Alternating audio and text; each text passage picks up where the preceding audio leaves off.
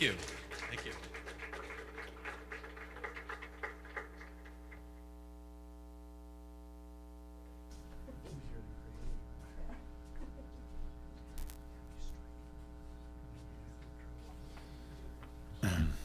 All right, so welcome everyone.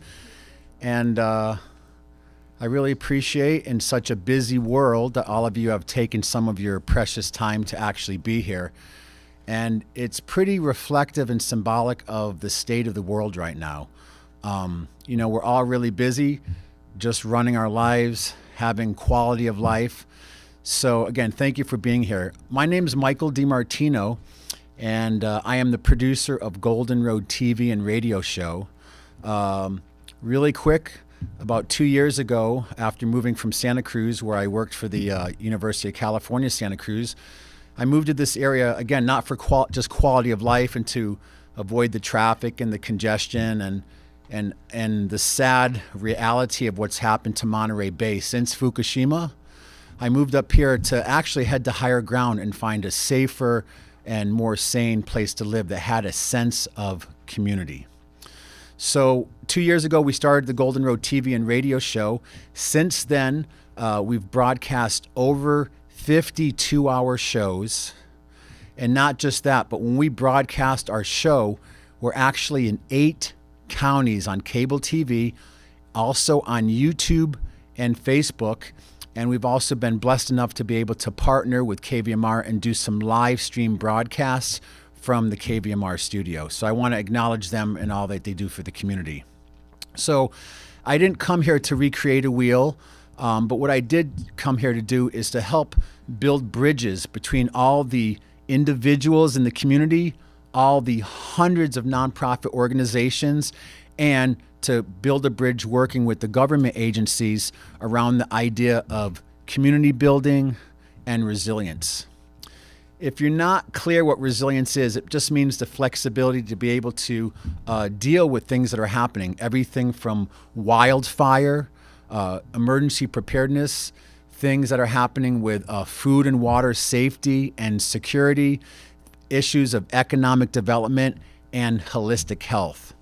And the only way that we can really attain this objective is through building these bridges and partnerships. So I thank all of the keynote speakers, especially the fire department, who have taken time out to be here today to help as part of this broadcast to get what happens in the room today archived and out to the community. So again, I applaud all of you and I thank the keynote speakers for being here. So I'm just going to speak for another minute, and while we're doing that, I'm going to have Rick Barron set up the rest of the chairs. So the other keynote speakers, if you guys can please make your way to the front and find a chair. So really quickly, since we started Golden Road TV, we broadcast the show every week. It's a 2-hour show, and now once a month, we're going to start doing these live streams from the Tech Center. What's really exciting, because we live in a world of technology, anyone with a cell phone, a smartphone can watch these broadcasts, can also find out the information later. Well, about a year ago, I started collaborating with a gentleman, Lou Casabianca, who was involved in the 100 City Initiative, where $500 million was given to 100 cities around the world to deal with all the issues of resilience, like climate change. A lot of places that are on the coast are really feeling the effects, whether you believe it's a conspiracy or not. Things are happening and people are being influenced, going all the way back to what happened with the hurricane in New Orleans, what's happening on the East Coast, the tsunamis, the hurricanes, all these things that are happening that affect our quality of life and our stability as a community. So a couple years back, $500 million was given out to all these cities and countries around the world to develop strategies and plans for community resilience. Right now, there's islands that are being actually cleared from their population because of sea level rise. So I will leave that up to you to do more further research, but we're really in a pivotal and transitional time in human history. And that also includes the Me Too movement, the Indivisible movement, where people are actually realizing that the importance of women having a voice and a vote. Things that are happening with climate change. We can see on every front, economically, spiritually, environmentally, that things are changing. Recently, the incredible amount of fires that we've suffered here in California. And again, I applaud you and thank you for your service to our community. But what we're facing is really going to take everybody. We can't put the responsibility on other people or organizations to do the work for us. So today we're doing this broadcast as our monthly Building a Bridge of Community Resilience broadcast to inspire and call to action to get all of you, many who already are, involved in helping to recreate our society and culture in the way that's more sane, more efficient, and more safe. So 6 months ago, I did a tour called a Resiliency Tour with Payom Riles. We actually traveled out to all the counties where we broadcast a TV show.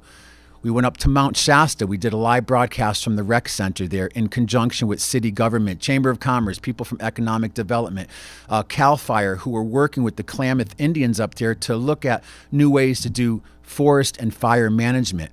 Then we went to Chico. We did a live broadcast from the Chico Women's Club with Rahasya Poe and the Lotus Guide, who's one of our keynote speakers today. This gentleman and his wife are dedicated every day of the year to putting out conscious media to help educate people about health and the environment and many other crucial topics.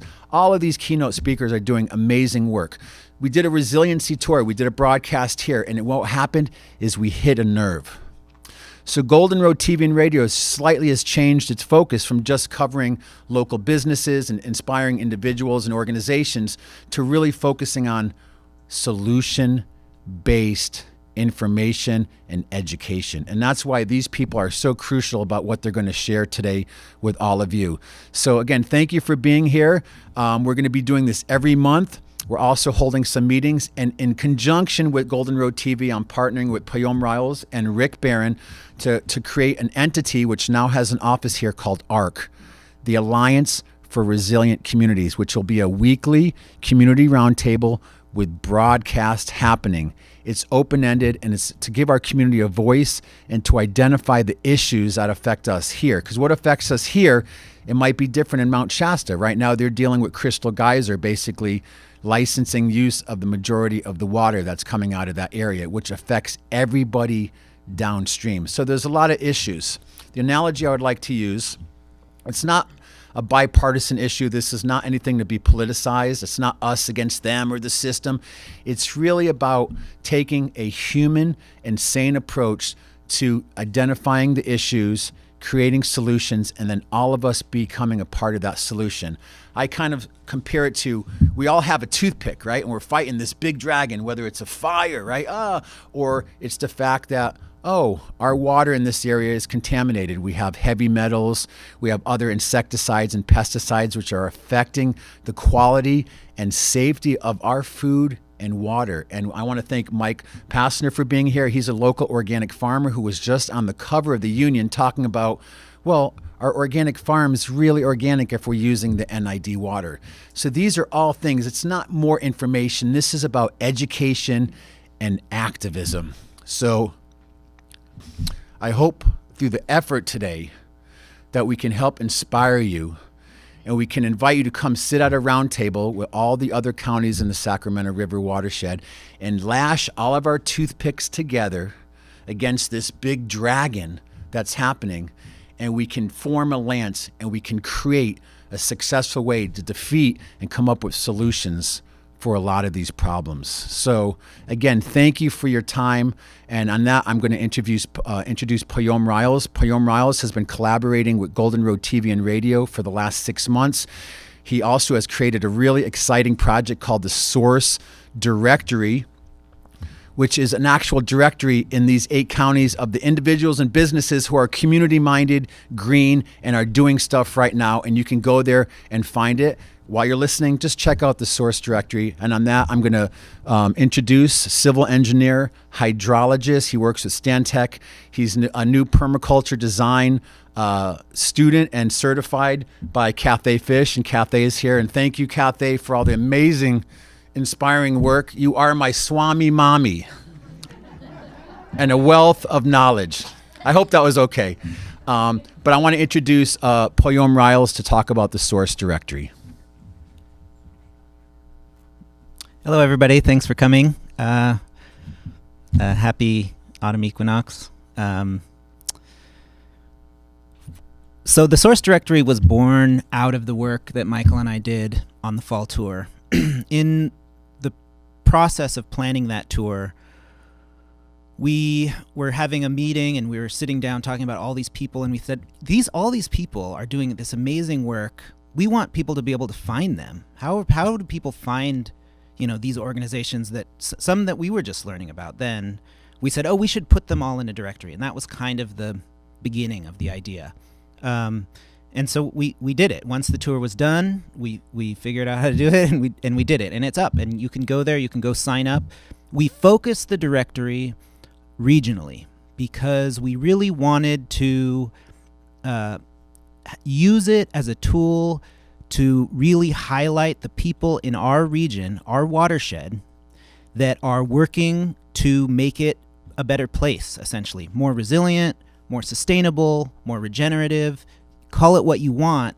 But if there are people working to actively make their communities stronger, keep their food and water safe and healthy, prepare for emergencies, whatever they're doing, helping children, right? So we want to promote those people.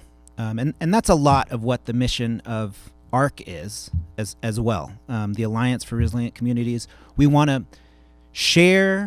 promote people who are doing good, and also share things that are working in our communities and in other communities. So people can say, we have this issue going on.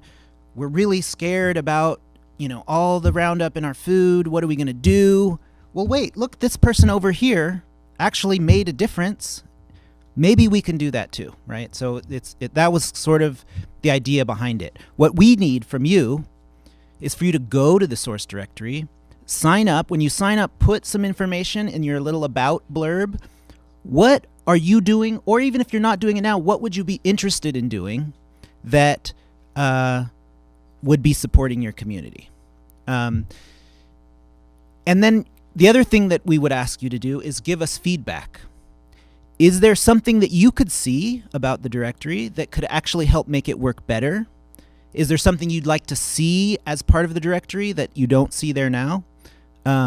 This is not, we don't have a big organization behind us putting this together. So we need as much help as possible in getting this thing to be effective and functional, and to really try to get it to be a resource and a tool that we can use to sort of highlight the strengths and benefits of our watershed and to keep our watershed healthy and clean.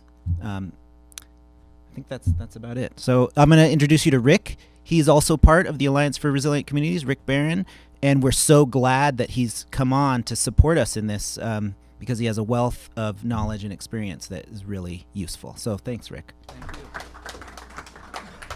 So as Poyom said, I'm the volunteer project manager, and I stepped on board to help put this public event together for the community.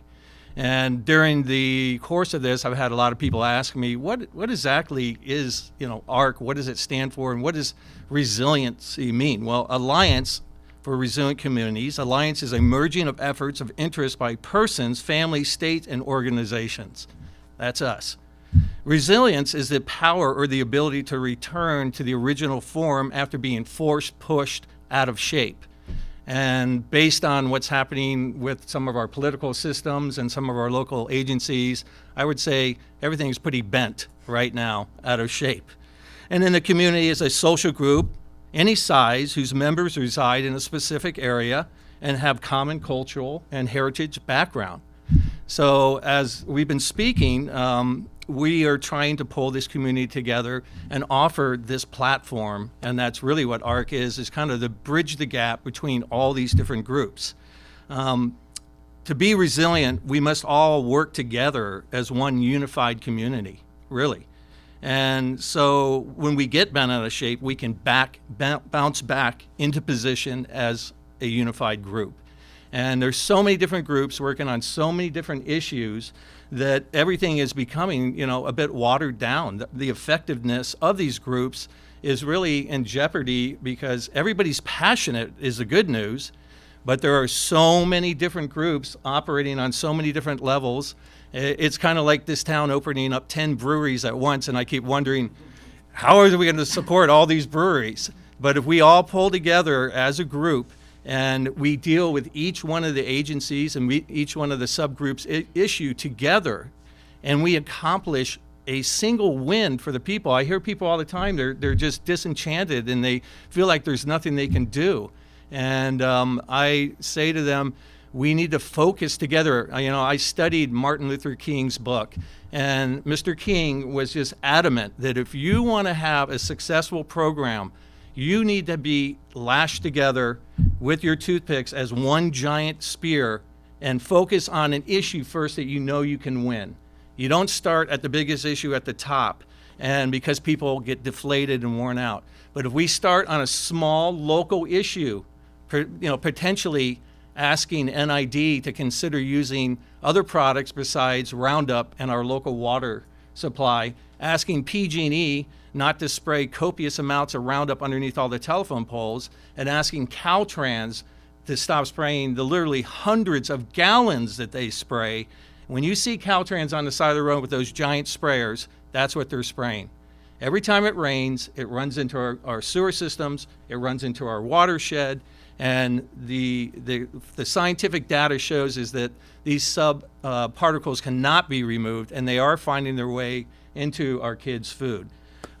So ARC strives to be the gap between our local organizations and the community, as I said, and what we need from everybody in the community are local experts in every field, from educators to hydrologists to engineers. We need marketing people. We need support with volunteers. We need support on every level. We want to bring in specialists from each area to consult with us and then be this platform where we can pull everybody together and attack these issues as a unified group one at a time.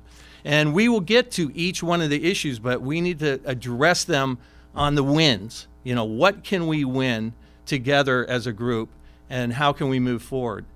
So, I want to again thank the speakers who have taken their time to be here today, and I urge you to support them and their organizations. We've got everybody here from a local farmer to our fire department to our most successful food organization, Sierra Harvest, which I'm just, I can't say enough about Sierra Harvest.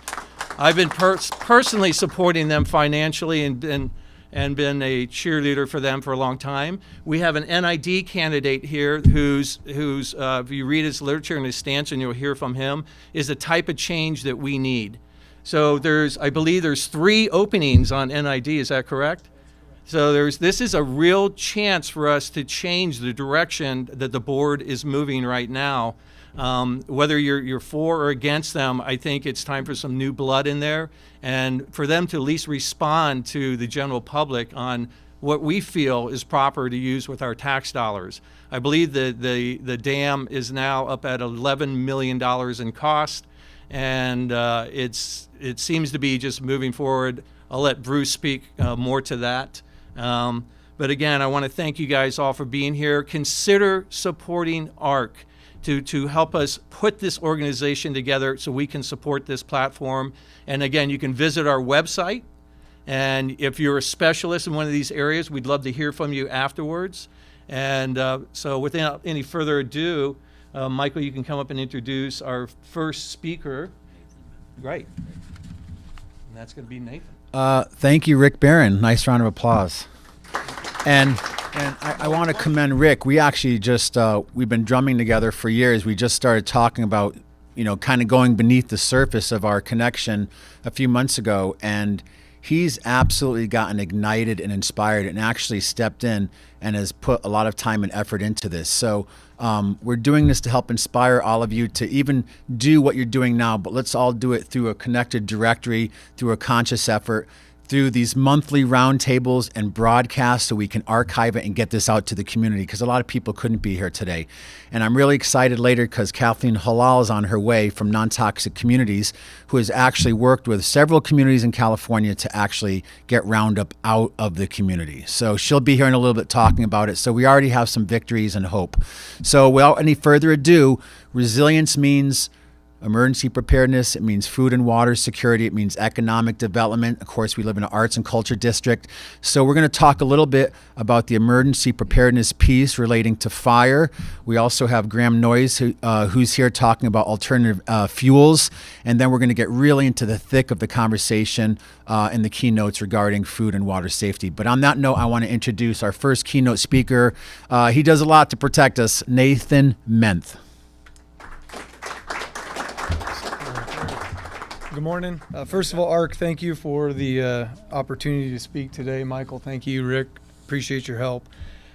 So today, the resilience that was mentioned, we need to focus on the emergency preparedness, and it is very easy to look at a fire engine and say, what can they do, and what do they do? And absolutely, we strive to assist the public with that. However, for emergency preparedness, it actually starts as the civilian, the homeowners, myself off duty. So I've got a couple of things that I want to cover today. The emergency preparedness factor in relation to wildland fire. When we talk about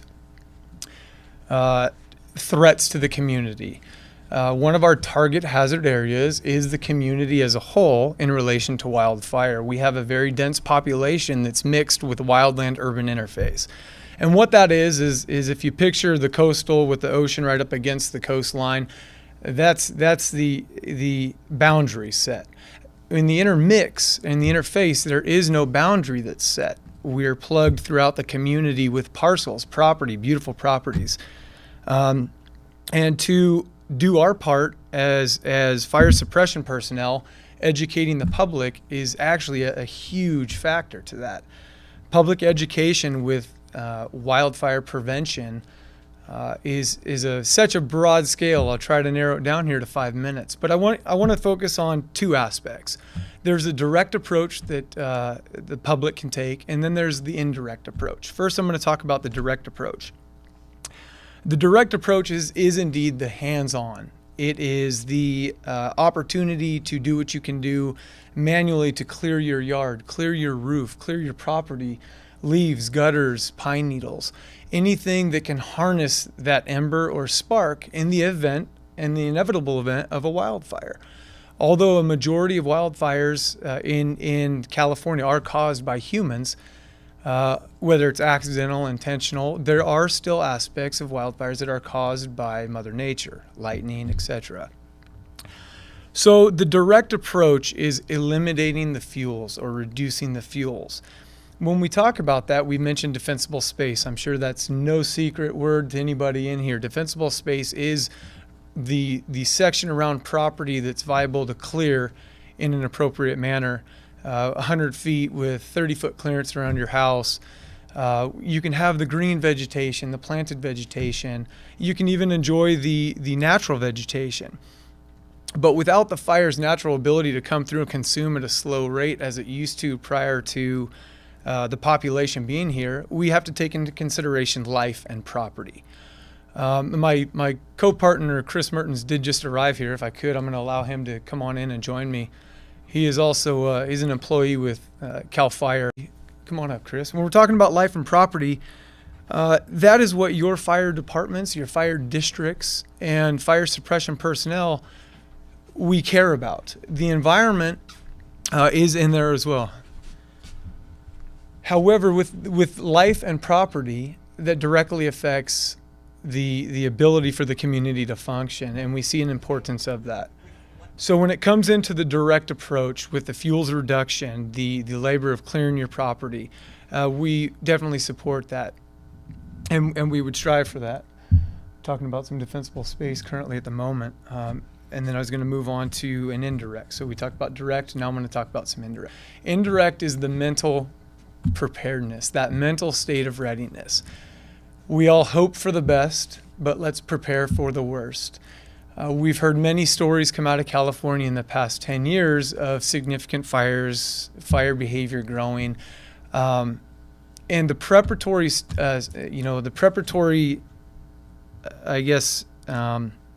mannerisms that we can take to avoid that or be mentally prepared for it. There are multiple organizations that Nevada County Consolidated, we have our website up at www.nccfire.com, www.nccfire.com, that allow you to have some basic components of questions and answers. Ready.gov is an excellent website. And all of this indirect preparatory states you guys can take, it relates right to your level of preparedness. Evacuation sheets, evacuation routes, truly knowing your community and how to get out of your community more than the one way that we always do. Take the back roads every once in a while, learn those routes. Understand that the topographical features in your neighborhood may directly impact you and your family or community in certain areas. We have significant drainages, Dog Bar, Brewer drainage. We have the Champion Mine on the west side, even going up Highway 20 with the Deer Creek. These are significant drainages that lead directly into beautiful communities in our area.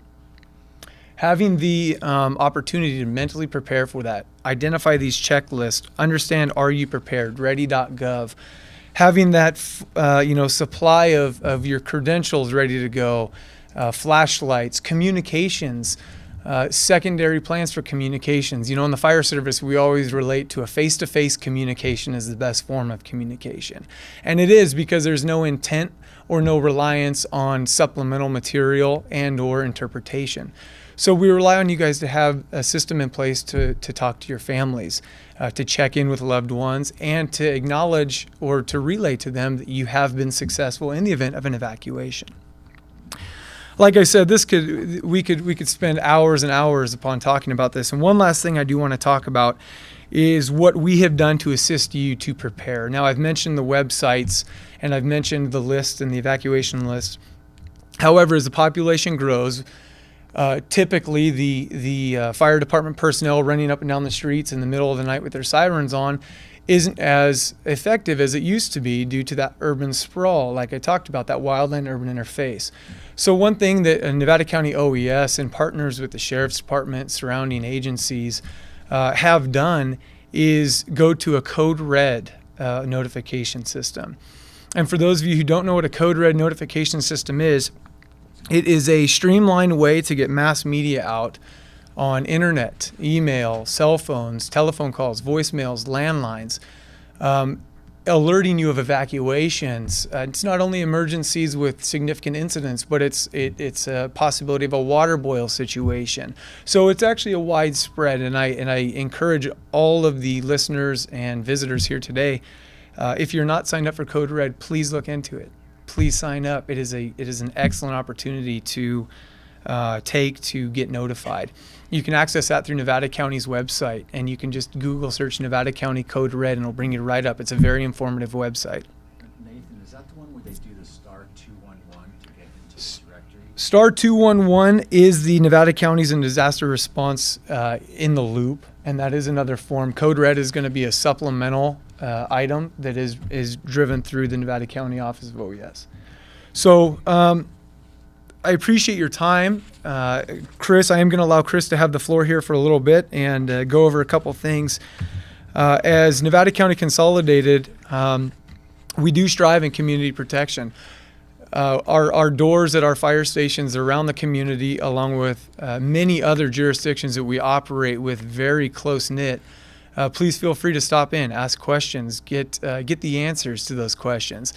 This is a situation where, in the event of a wildfire or a natural disaster or even just a large snowstorm during the winter, if you need help and 911 is dialed, you will get the resources that you need, and we are part of that. So if you have questions that we can assist with, please stop by. You don't have to call 911 to ask questions, but swing into a fire station, swing into a police station, Cal Fire stations, and so on and so forth. So I'm going to have Chris talk for a little bit, and then we'll field some questions, and thank you for your time.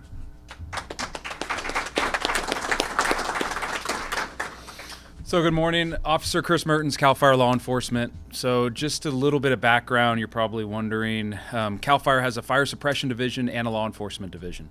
So my job is to basically enforce forest and fire laws, which is why we're all here, the big dilemma in the state right now. My jurisdiction is Nevada, Yuba, and Placer counties, so we pretty much go to any fires, we investigate, we assist with public education events like this, and then we also go to citation, enforcement, arrest on the law enforcement side.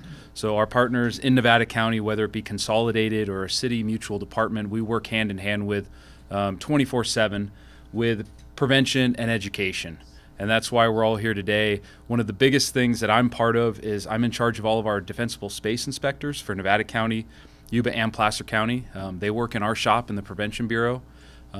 Our primary mission is for them to go out, and I don't know if anyone here has had one of our inspectors come out yet, but they basically do a defensible space inspection on your home, which is all preventative for you, the homeowners, and the community. It's free of charge. There's no charge to it. You can call any CAL FIRE station. CAL FIRE engine crews are also trained to come out and do an inspection. Everything is digital now, so they have a tablet. They come out, they spend no more than probably about 15 to 30 minutes at your house. They give a walk around, they talk to you, they give you education material. And like I said, it's free of charge. They'll be more than happy to come out any time of the year, whether it's raining or whether it's right now. Our enforcement period, what we aim for is obviously the springtime.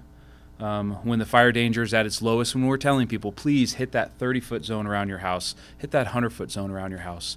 And our biggest message is, you can write it down, it's www. And I think there's a pamphlet, which readyforwildfire.org. And we have a pamphlet in the back of the room that you can look at before you leave, which has all the information. You can put it on the website. And that basically outlines all of the prevention education programs that CAL FIRE offers, and that we work with all of our local community members. We work really tight with Nevada County OES, Placer County OES, working with them to also have their inspectors go out and do the same thing.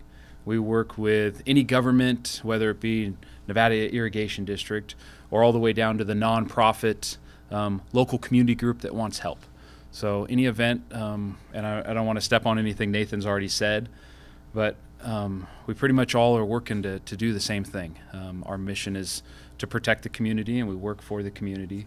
And after this meeting, if you guys have any questions, feel free to come up to me. I can give you my name, information, business card, whatever you would like, and we can have further conversations. Thank you, guys. We know how important your work is here. Everybody recognizes that. There's no question about it, but I think it's important that we say it and acknowledge it. So thanks. Yeah, and as the coordinator, thank you. So in the event of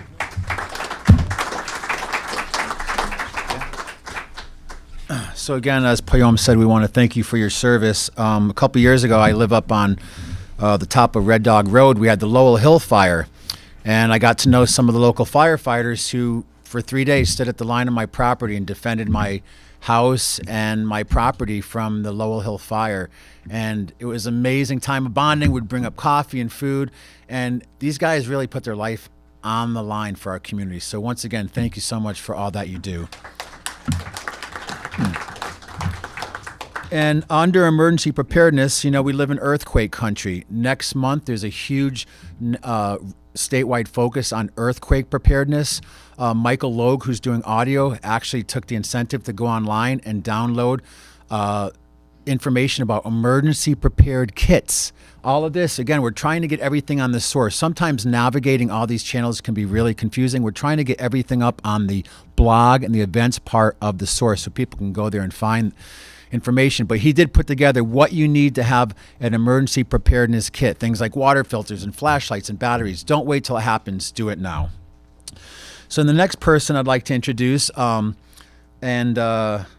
we've gotten to know each other, and I have a world of respect. He works on some amazing things. Recently, the government did some huge changes as far as emissions around vehicles and carbon emissions.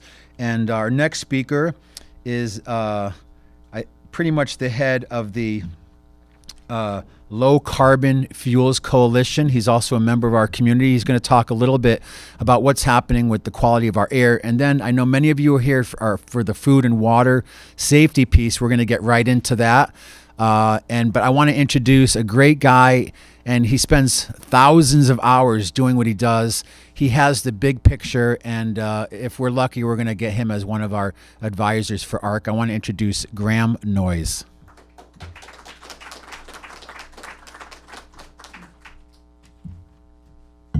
Thanks very much, Michael. Really appreciate the opportunity to be here and really commend you for the work that you've been doing. Michael and I got to know each other first at KVMR Broadcaster School. Admittedly, he was way ahead of me to start with. And it's Lisa here too, and one of our teachers, Lisa Parker's here. I want to recognize her.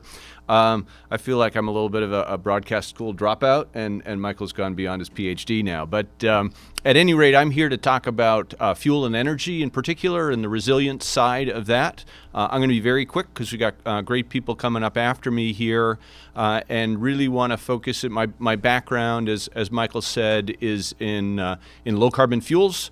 I have a legal practice that focuses on fuel and carbon law pretty much exclusively, and then I lead up the Low Carbon Fuels Coalition, which is an organization dedicated to the support and expansion of low carbon fuel policies in California nationally and internationally as well. And so I want to talk about the potential for making this community more resilient from a fuels and energy perspective.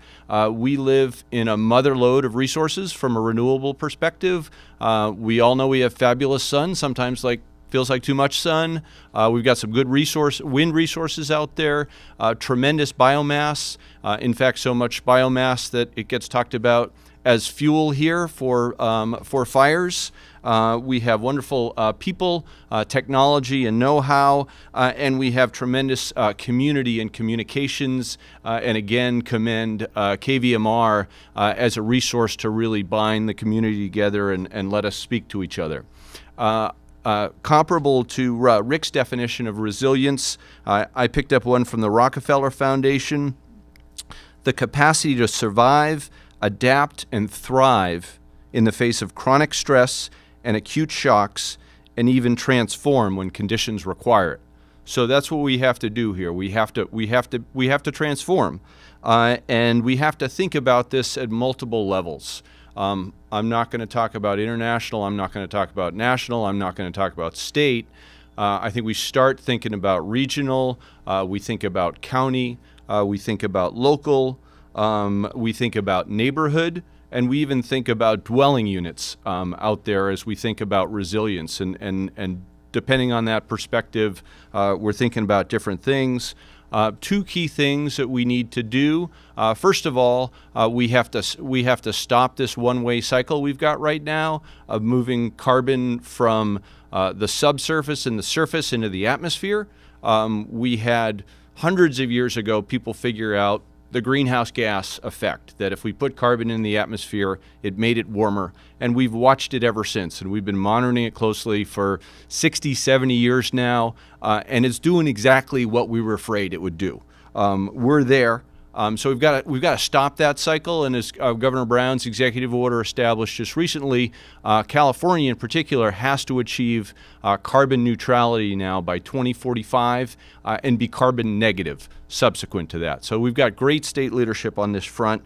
We also not just have that's really a global impact that we want to participate in, but we need to be resilient here in terms of adapting to these changed circumstances, because we've got this situation clearly on hand already, expressed sort of most dangerously on the fire side, but we have climate change as a threat multiplier. We have extreme heat. We have changes to the ecosystem on the whole, and new threats. So our challenge here is to design both energy and fuel systems that can meet these challenges. And I think of energy on the power side and fuels more on the transportation side. People use those words differently, but that's what I mean. And each one of these really has three facets. We have the energy supply. How are we sourcing the energy? How is it being distributed? and then how is it being stored and what kind of technologies are being used out there. Same three factors on the fuel side. What are those sources of fuels? How does that fuel get distributed, and how is there fuel storage? And when we think about resiliency, we can think about a much more resilient system, or we can think about the system we have now, which frankly isn't resilient and breaks down in all kinds of ways that we know about. So I wanted to stick to my 5. Little time for Q&A.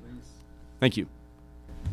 So are there any questions? I know some people called about, because Nevada County has Nevada County 2020, where they just completely solarized the route in the government center, but they're also talking about doing more of a citywide complete solar system. So there's a lot of exciting progress that's being made that you might not know about. And again, we're trying to use the source as kind of a clearinghouse to let you know about these things through blogs and through events, et cetera. So there is exciting stuff happening. Relative to that, what Graham is talking about, we're actually, Payom and myself are actually working on, in collaboration with the city, to turn a barren piece of 100 acres in Nevada City into actually a resiliency education center to showcase some of these technologies and techniques.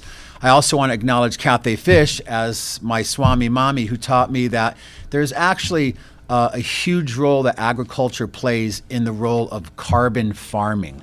I recently went to the Sacramento Climate Change Coalition conference. I went there was maybe 20 people at the conference. I was mortified. But one of the women stood up and said, "We need to plant more trees." Everybody kind of chuckled, "Oh, tree huggers, haha." But the reality of how nature already has solutions organically woven into its fabric, and how we need to go back to some of these ways like the indigenous people did for centuries, is practical common sense. So does anyone have any questions? Rick's here with the microphone.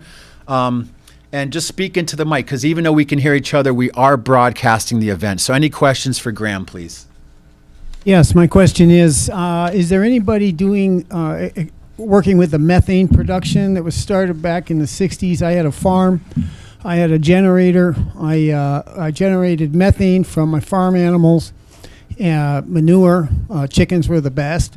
And I just wondered if any of that has carried forward in technology in any way, working maybe with a neighborhood methane generator for either cooking fuel or transportation fuel. Great, wonderful, wonderful question, and huge activity going on in the state. And typically, most of these are Air Resources Board, what folks call CARB out there, led programs. This particular one goes to a bill by Senator Lara, SB 1383, focused on short-lived climate pollutants and methane in particular.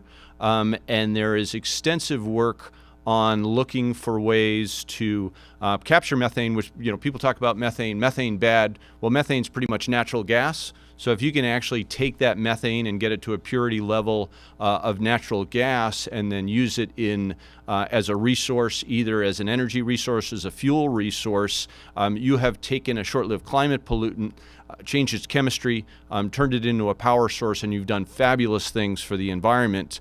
Most of my work actually focus on a program called the Low Carbon Fuel Standard, and they do carbon intensity pathways for different types of fuel. The lowest carbon intensity pathways, typical carbon intensity of gasoline and diesel is about 100 grams of CO2 per megajoule. We see conventional ethanol about a 20% reduction. Advanced ethanol and biodiesels are 70 or 80% reduction. Dairy methane coming off of cow manure is literally a negative 270. Negative carbon intensity, because it's taking that methane and using it. And there's tremendous value in the Low Carbon Fuel Standard program for credits that come off of that. So, fabulous idea to figure out how to take that methane, instead of releasing into the atmosphere as a short-lived climate pollutant, make it into a vehicle's fuel or an energy source, and look for ways to monetize that greenhouse gas reduction so it carries the project better from a cost standpoint. With the sort of scaling of graphene and how that's starting to infiltrate into the solar and electrical transportation problems that we have. I'm sorry, the scaling of graphene. I'm not. You're not familiar Okay. with it? Based on that, we're kind of running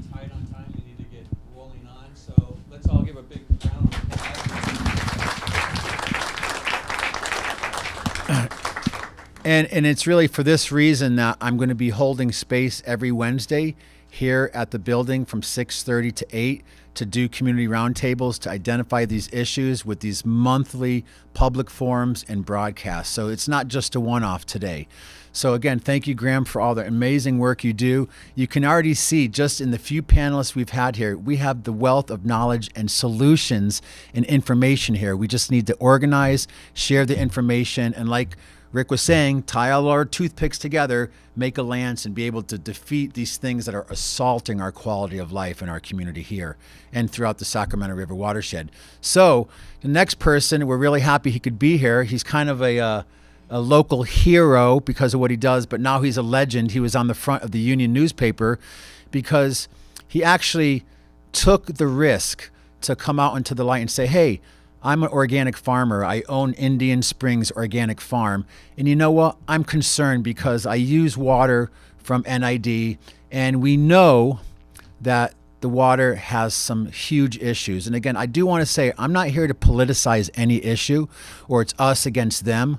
It really takes solution-based approach of building bridges, how we can collaborate as individuals and community members with nonprofits and with local government. And you're going to hear from a little bit from Bruce, who's running for NID, but I do want to introduce a local hero of mine. He brought a lot to the surface. He really hit a nerve. Michael Passner from Indian Springs Organic Farm.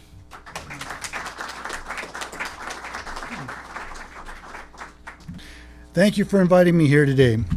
I'm Mike Pasner, Indian Springs Organic Farm.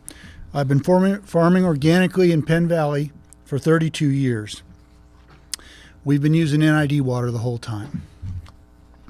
I'm here today because I care about water quality, human health, the health of our livestock, wildlife, creeks, rivers, and for all the people. We're fortunate to have NID. They're providing agricultural water down in the lower country from the mountains, and they do a good job of it. My goal is to help NID reduce herbicide use, both terrestrial on the berms and banks and aquatic herbicides applied directly to our ditches. NID Vegetation Management Plan states fire, snakes, skunks, and mountain lions as problems, and we can handle these problems. Why should everyone be concerned about herbicides in and near their water? NID uses the chemicals, Cutrine, Nautique, and Captan, all copper-based herbicides dripped directly into their irrigation ditch system through boxes on the banks. Arnold Schwarzenegger's 2008 Environmental Protection Agency studied the effects of elemental copper in water. They concluded that 1,300 parts per billion of copper is harmful to human beings. NID puts that number at 2,500. 250 parts per billion copper causes pigs to lose weight. Just 25 parts per billion can be detrimental to sheep. Wildlife is even more sensitive. The terrestrial chemical NID applies is Roundup, active ingredient glyphosate. 2 years ago, the World Health Organization declared glyphosate was a probable carcinogen. Last year, the Environmental Protection Agency determined Roundup to be a carcinogen. Both aquatic and terrestrial herbicides are applied broadly by NID. I've got a map in the other room that we built, and I'll talk about that. I think they'll show pictures of it later. I've learned that most people are unaware of the extent of this application. So I've created 3 large maps. They're 6 foot tall by 12 foot wide.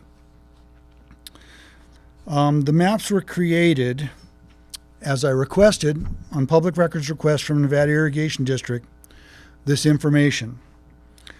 They would not give it to me digitally. They gave me a box with 565 8.5 by 11 pieces of paper in it. We spent last winter taping those together. We laminated them and we mounted them on plastic signs. I welded up racks for them, and we've been displaying them around, and they're very interesting. They're very intricate. They have a lot of detail.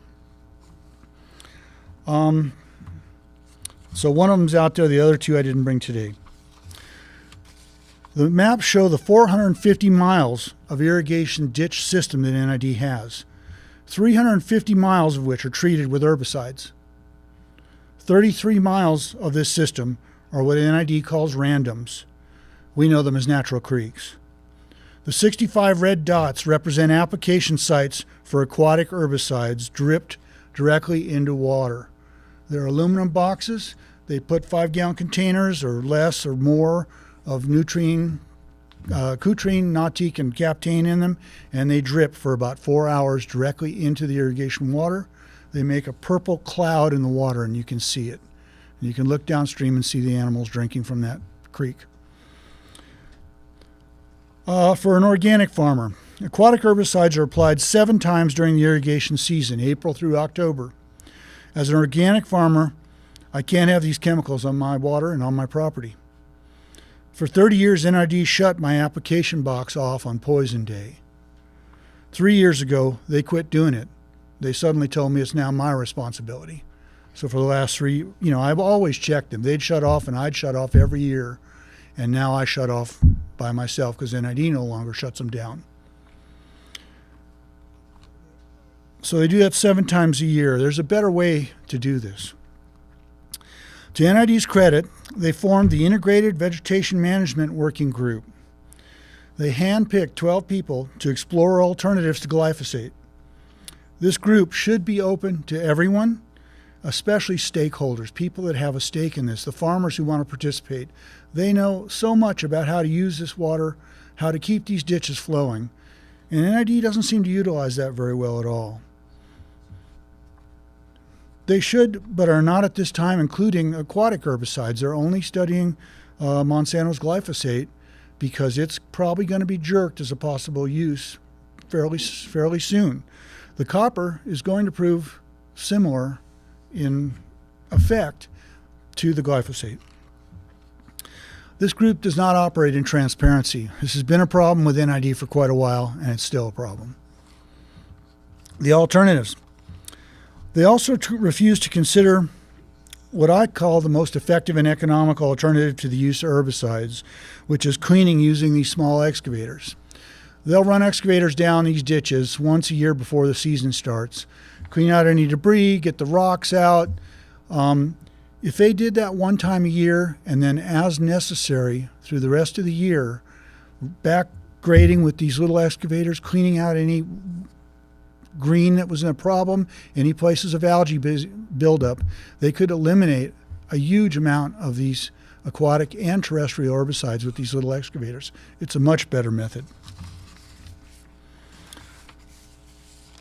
On the maps, which you can't see right now, I included the proposed crap dam. The project is a resurrection of the 1920s dam proposal named the Parker Dam. 3 years ago, Rem Scherzenegger, general manager of NID, renamed the proposed project the Crap Dam Centennial Reservoir and Power. This is a $1 billion plus proposal that makes no sense, economically or for storage value. It would only fill occasionally. The cost would be put on the backs of us, the ratepayers and the taxpayers.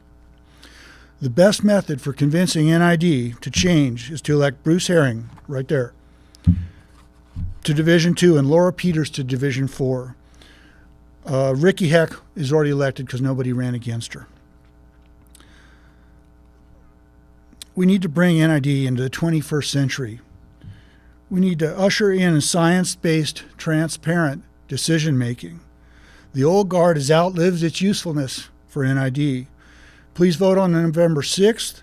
This is NID's most important election to ensure the long-term health of our community.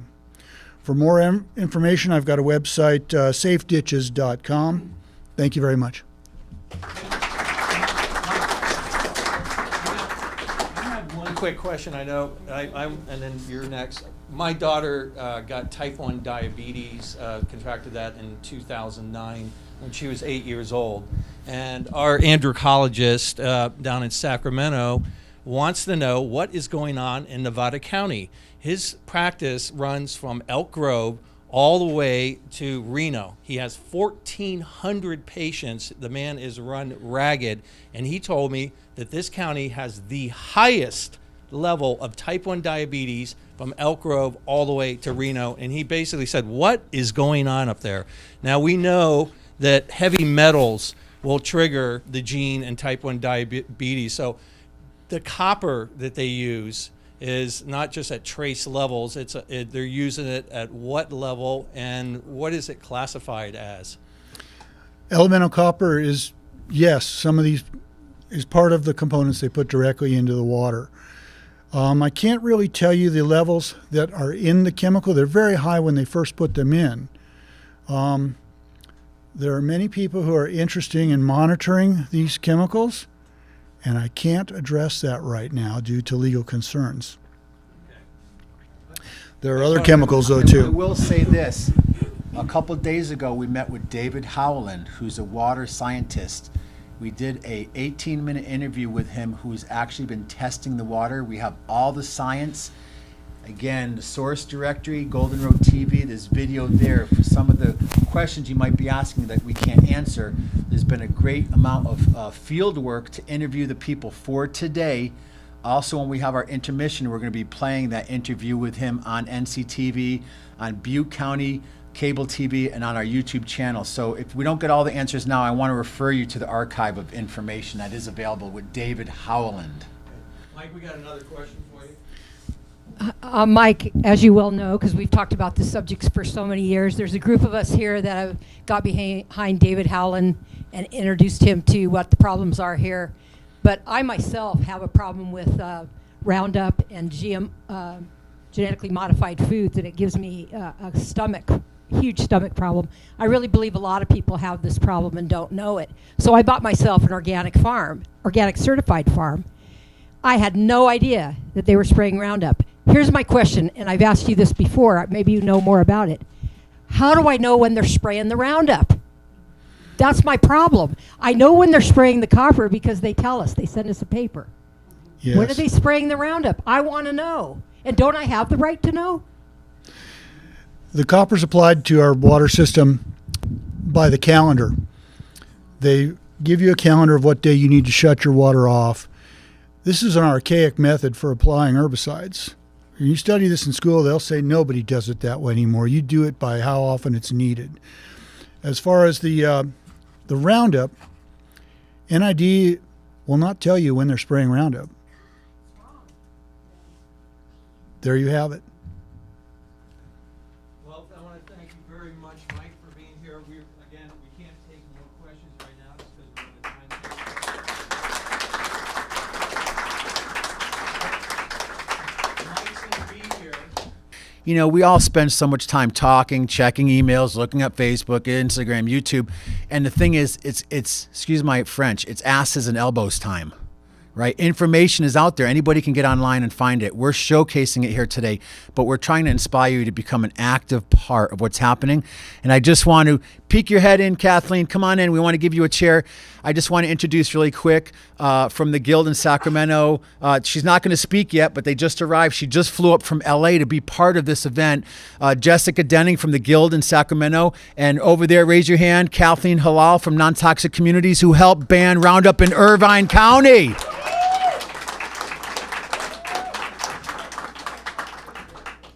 She is a champion and certainly an amazing woman. So our next guest, she does a lot of work here in the county. I know she's involved in the Green Party. Like most of these people, they're doing 6, 7, 8 different things to help make a difference in our community. But our next speaker is helping to spearhead GMO-free Nevada County. And I would like to introduce Sue Roberts Emery.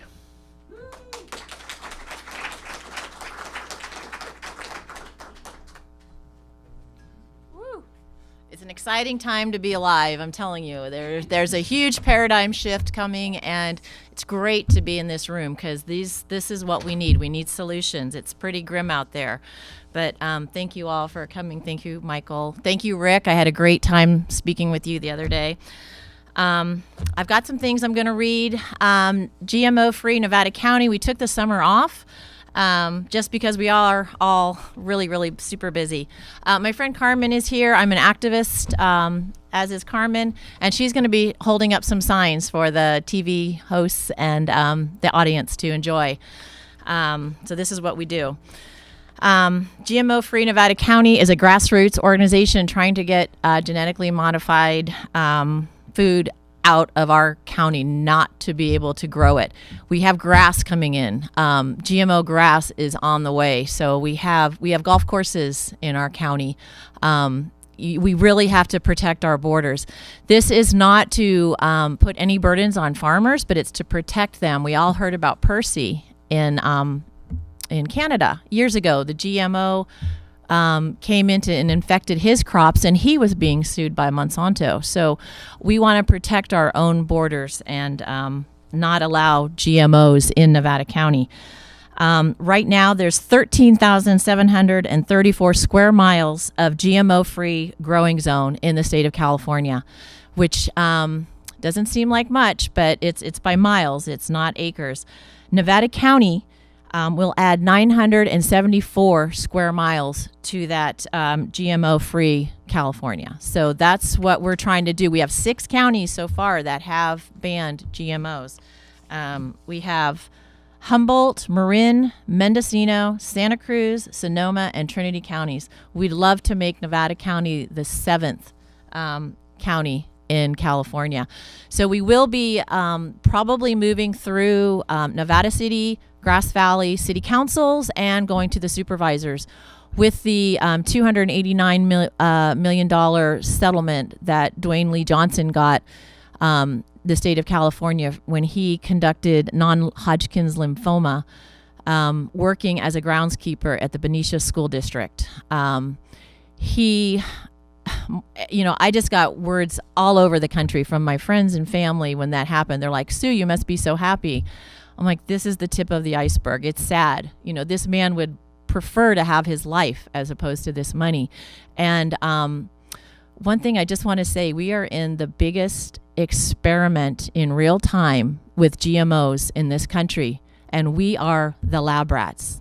It's being perpetrated on us in real time right now. So everyone just needs to pay attention, and I'm so happy to be here. There's so much information I'm going to be telling you. So I've got some fun facts. I'm going to throw those out. If you would like to know more about the GMO-free Nevada County, Nicole Ragland is out in the front area. Please give us your names, your email, and she will contact you when we have our next meeting. We really hope to overwhelm the city councils and the supervisors of this county to get glyphosate out of this county. It's being sprayed at the schools. We really need to stand up. So I'll get more into that when I get into my activism. GMO. Genetically modified organism. It also stands for glyphosate modified organism when we're talking about plants. I learned this from Terry Verrain, who was a nematode specialist. He worked in the industry for 30 years, and he was taught in school that these tiny little worms were bad for the soil, that they were eating the roots of the plants, and that we did not want these nematodes. So nematodes are the most numerous multi-cellular animals on Earth. In one handful of soil, there's thousands of these nematodes. So there's a difference between soil and dirt. Dirt is inorganic. It's not alive. You can grow GM crops in dirt. Wow, because there's no nutrients in that. Soil, to be an organic, a permaculture, real farmer, you need soil. And you need the rhizomes in the soil. You need synchronicity between the sun, the air, the water. It all is going to go into our bodies. Food is medicine, and that's huge. That's something we don't think about that often, but everything we put into our bodies matters, whether it's a Dorito. You shouldn't do that, but you do. Every once in a while you do. There's 650 million liters of Roundup are sprayed every year in the U.S. 1 drop of Roundup on your skin will show up in your urine within 30 minutes. 1 drop. Plants are sprayed with Roundup when they're harvested, i.e. Crops are sprayed. Wheat, barley, corn, soy. It helps to dry the crop in a quicker time. So time is money. It all comes down to the money. And I'm going to bring back this around to the money. You always want to follow the money because Monsanto has their hands deep in our congressmen's pockets. So your politics matter. There's 160 crops that are sprayed with Roundup before they're harvested. And then they're instantly going into your cereal and breads and food. To get a little tiny bit of the science, I'm not going to get too much into the science because there's so much other things I really want to talk about. 1 part per trillion, that's trillion with a TR, of glyphosate causes cell division. Nevada County has a very high rate of breast cancer. We all know that cancer is cell division. 1 part per trillion of glyphosate causes cell division.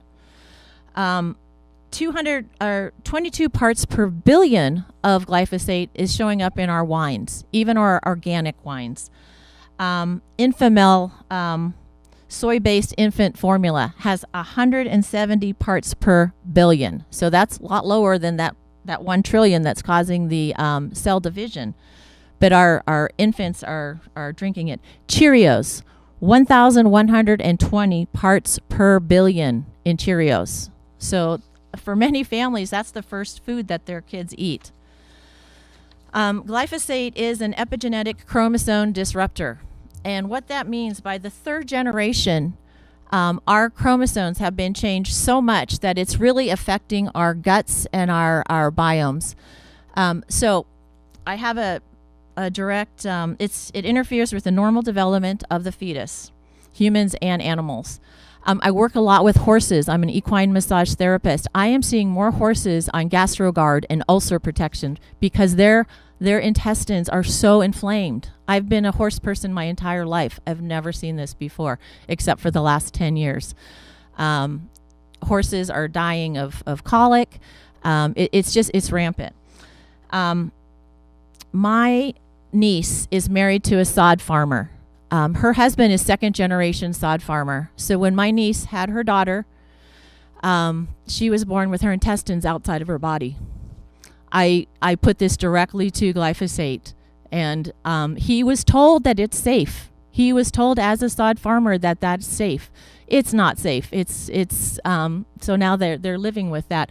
Luckily, Raina, my niece, is healthy as she can be, and she's born and she's very normal. But to have young parents go through that, my niece was terrified. She didn't know what to do with this child that had to go to a surgery 3 hours after it was born. Parkinson's is on the rise. Roundup is linked to neurological diseases, including ADHD and Alzheimer's.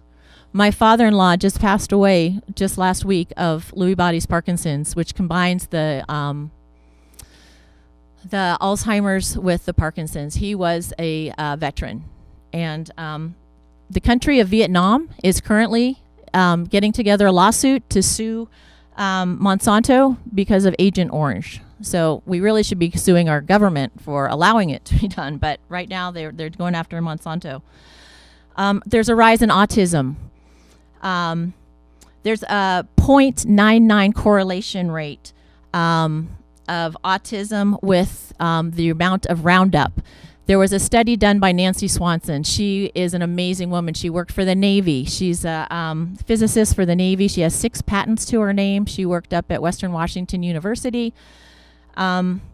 She did a 20-year study which mapped the use of Roundup over 20 years and the use of and the increase in autism, and it matched a coefficient of 1 is causation. So this is 0.99%. Also senile dementia rates at a 0.99%. So that's pretty close to being proof right there. The World Health Organization, Mike mentioned this, I think it was Mike, determined that glyphosate was a probable carcinogen in 2015. Our own EPA determined that in 1985. And it was under pressure from Monsanto, they reversed their decision in 1991. So, did we hear that? No. Again, we're following the money. Monsanto is guilty of crimes against humanity. They do not practice the precautionary principle. That's a huge part. If you're going to be on this planet and you see something wrong, you need to point it out and let people decide on their own. The precautionary principle is not followed. It's corporate power. The public should have been warned of the dangers of Roundup a long time ago. Roundup formula is 125 times more toxic than glyphosate alone. And that's because of the inert ingredients in Roundup that cause it to penetrate our cell barriers. Glyphosate was originally developed in 1964 by the Stouffer Chemical Company as a pipe cleaner, as an industrial pipe cleaner. So think of that. Think of Drano, and then think of your own gut as that goes through, what it's doing. It leaches out the minerals. It's a chelator of metals. So all of your aluminum, zinc, boron, and even arsenic are being attracted by this, and then it's going in and damaging your livers and your kidneys. I actually have 2 dogs that passed away last year. My husband works on a ranch in Penn Valley, and the NID goes right through that. So my dogs are constantly in the NID ditches. One died of liver failure, the other of kidney failure. And we've talked with our vet, and he sees a definite pattern in the times that we were in the vet's office with these dogs. And it was always at the end of April. The NID ditch starts on April 15th, and our dog was dead by April 28th. And this is years of exposure. Now I'm going to talk a little bit about Monsanto. I was part of the Monsanto 10. 2017, we shut down Monsanto, and there were 10 arrests, and a lot of them from this county. So, you know what? Before I get into the Monsanto, and again, following the money, this is a quick story about our politics. In 2010, my husband ran as a third-party candidate going for Tom McClintock's seat. We got a private talk with Governor Brown at the time, and it was a high dollar event. So we wanted to talk about state-owned banks. He would not talk about it. But later on in the room, all the people are there, and he was happy to tell us what he learned from his first time as governor to his second time as governor. The first time as governor, someone mentioned face-to-face contact. It was the fire department. It's better to do things face-to-face. Governor Brown's first 2 times as governor, he would go face-to-face and talk to the politicians about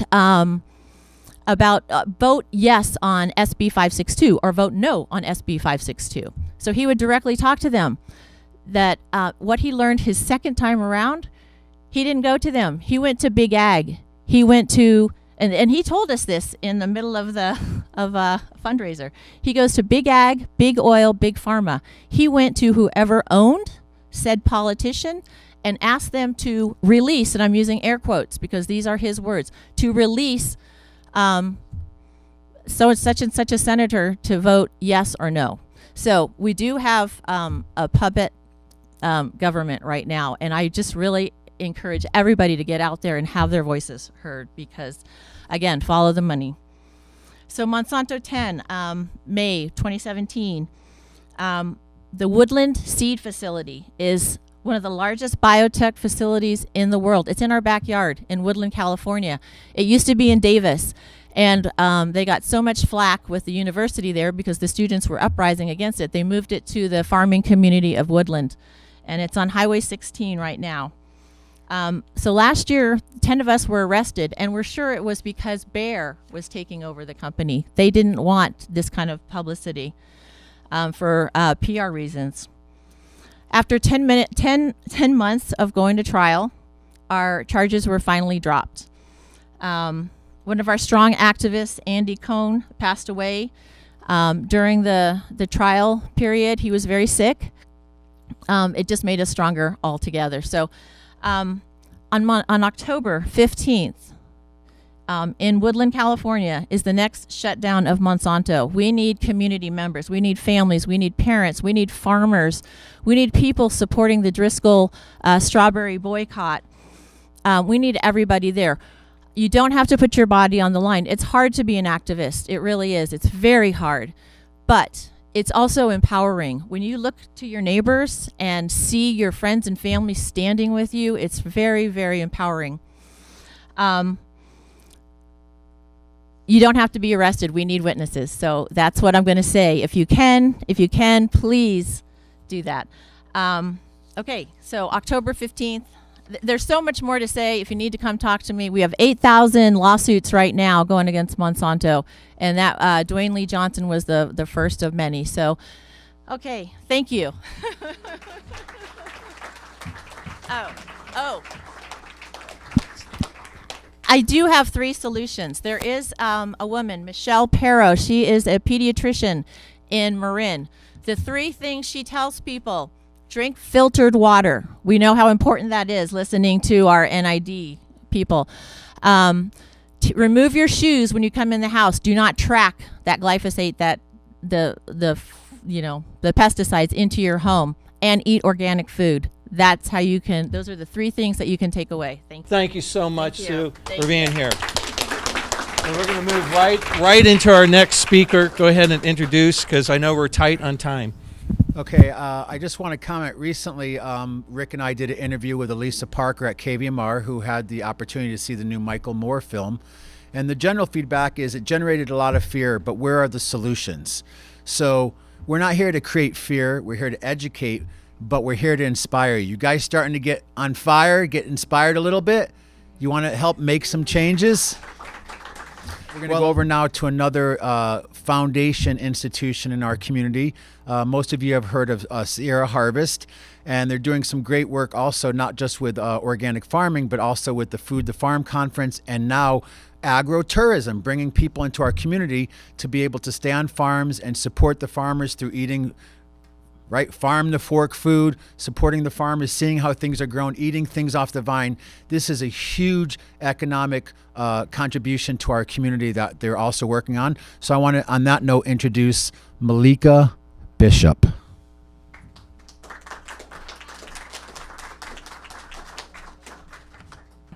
Thank you for having me. I'm Malika Bishop, co-director of Sierra Harvest. And I just want to thank you all for taking the afternoon to spend time envisioning a resilient community, because that's what we need. And I know that you all do that in many parts of your life, but I really appreciate you all being here today and having a commitment to that for our community. I got into this work because both my grandmothers were farmers, and 2 of my grandparents were activists, freedom riders during the civil rights movement, anti-nuclear activists. And so through that, I knew that I wanted to do something to make the world a better place. And for me, that has always come back to food. Food is intimate to all of us. We all eat, we all contribute to the food economy. And the way that we do that has a huge impact on the health of our air, the health of our water, the health of our climate, and our own bodies and the environment. And, you know, so much of resilience to me comes back to rekindling our connection with the natural world. Because if we are really connected to the natural environment around us, we will find that resilience in our community on all fronts. And that is particularly true with our food. If we have a relationship to our food and where it came from and participate in growing and cooking it, then we find that resilience and the health that comes with that. Sierra Harvest educates, inspires, and connects Nevada County families to fresh local food, seasonal food. We've been around for about 10 years. And, you know, to me, the first piece of having a resilient food community and food supply comes back to our farmers. We produce about, if you're very generous and assume that all the food that's produced in Nevada County stays here, we produce less than 5% of the food that we eat here in Nevada County. And if our food supply were to be cut off today, the grocery stores would have 3 to 5 days of food for us to eat. And so that's not a pretty picture when it comes to the resilience of our food supply. After 3 to 5 days, we would be left with what's in our gardens, what's on our ranches, what's in our pantries, and then our knowledge of wild foods and what grows around us. And so we need to reconnect ourselves to those things so that we can become a resilient community. And one part of that is supporting the farmers who produce the majority of the food at scale in this community. The average age of a farmer is 65 years old. How are you? How old are you? Somewhere in there. And so one of the things that Sierra Harvest does is farmer training. There's a woman named Sandra Higuerera who we met earlier this year. She was starting a farm later in life, starting a farm, and really, she had the farming skills. She could grow some beautiful cilantro, but she had no business sense. And after a year or two was kind of like, I think I'm going to throw in the towel. This is not working financially for me. I've pretty much lost all my savings and I don't see it continuing. And we were able, through Briar Patch, to send her to Eco Farm Conference where she gained some inspiration. And then she came back and took our farm business class. And through that, she learned the nuts and bolts. She said before the class, she used the fly by the seat of the pants method for doing her books. And, really, it was down to teaching her how to put a formula into Excel and, do these things that create the planning that creates a business that can be sustained. And so she took that class. She's now really thriving in her farm business. And then we took the next step. We said, okay, great. You've now got your business numbers and on track. How about becoming certified organic? This was something she was terrified of. All the fees and the paperwork and oh my gosh. But we took her step by step through the process, and she sat down with the organic certifiers and realized they're not mean people and they actually want to help her. And she is now a certified organic farmer, and she's able to gain the higher price for her food because of that. So you can go to Briar Patch and you can buy her product and support her in that way and pay what it costs to produce this good food. And the other piece of this, as consumers, we need to be willing to pay what it costs to grow good food. We've created and help support now the Nevada County Food Policy Council. And that's a group of 40 food and farming related businesses and nonprofits and farms and ranches. And together we did what Rick was talking about of what is it that we could do, we could all rally behind around this food and farming issue. And we came up with something that we want to share with you today to jump on board with, which is 20 by 25. If we could, as a community, consume 20% of our food locally, 20% of our food be wholesome food, which to us means local, community-based, and ecologically produced. It would transform this community. It would create jobs for farmers. It would keep $142 million recirculating in this community to do good things with.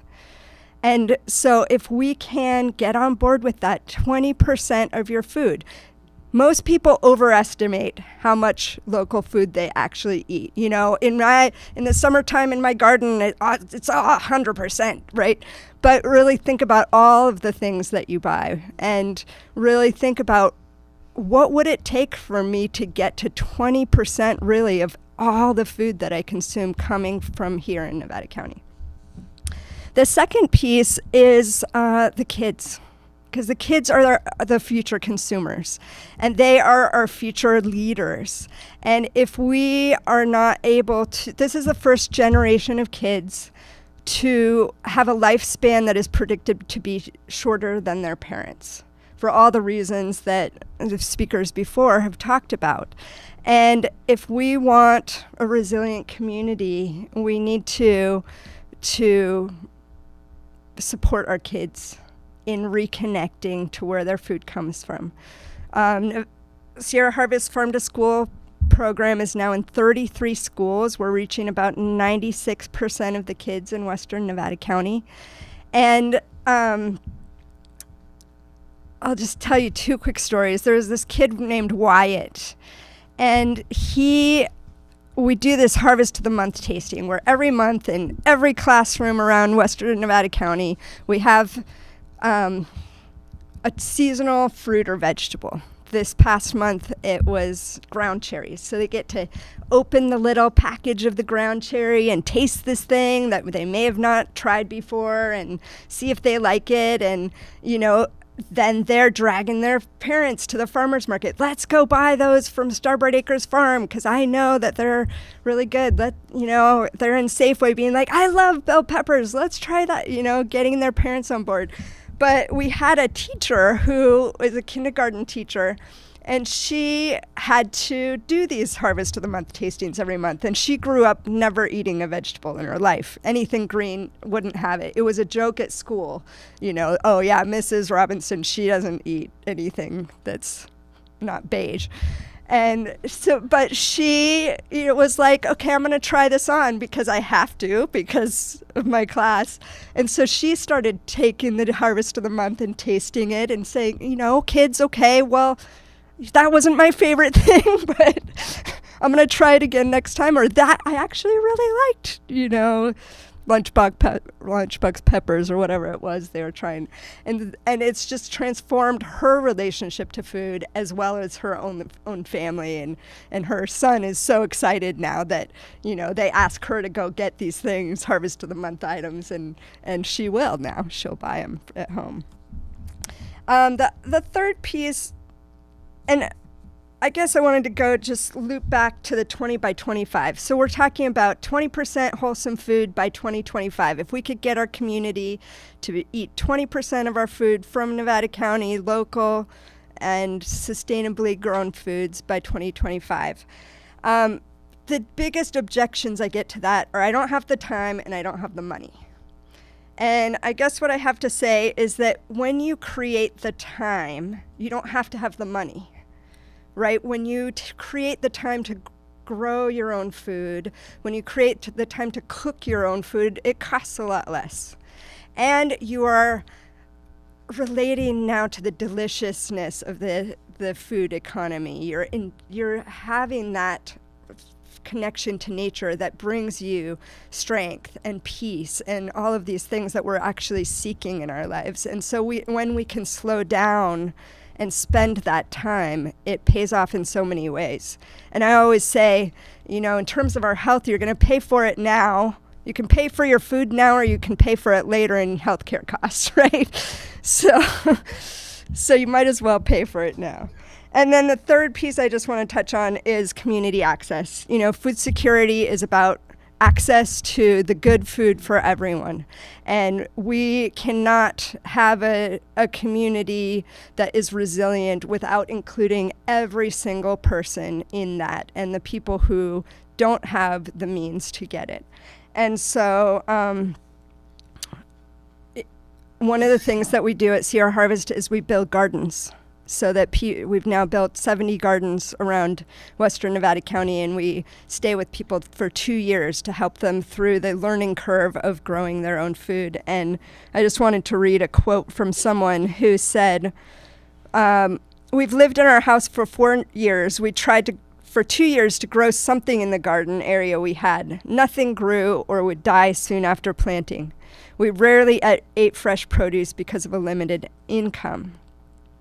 And then Sierra Harvest came and helped me understand about sustainability and composting and the need for healthy soil. And now she's got this abundance of food that she's able to share with her neighbors. And this is what we get all the time. And she says she feels successful, and it's good both for her physical health and her mental well-being.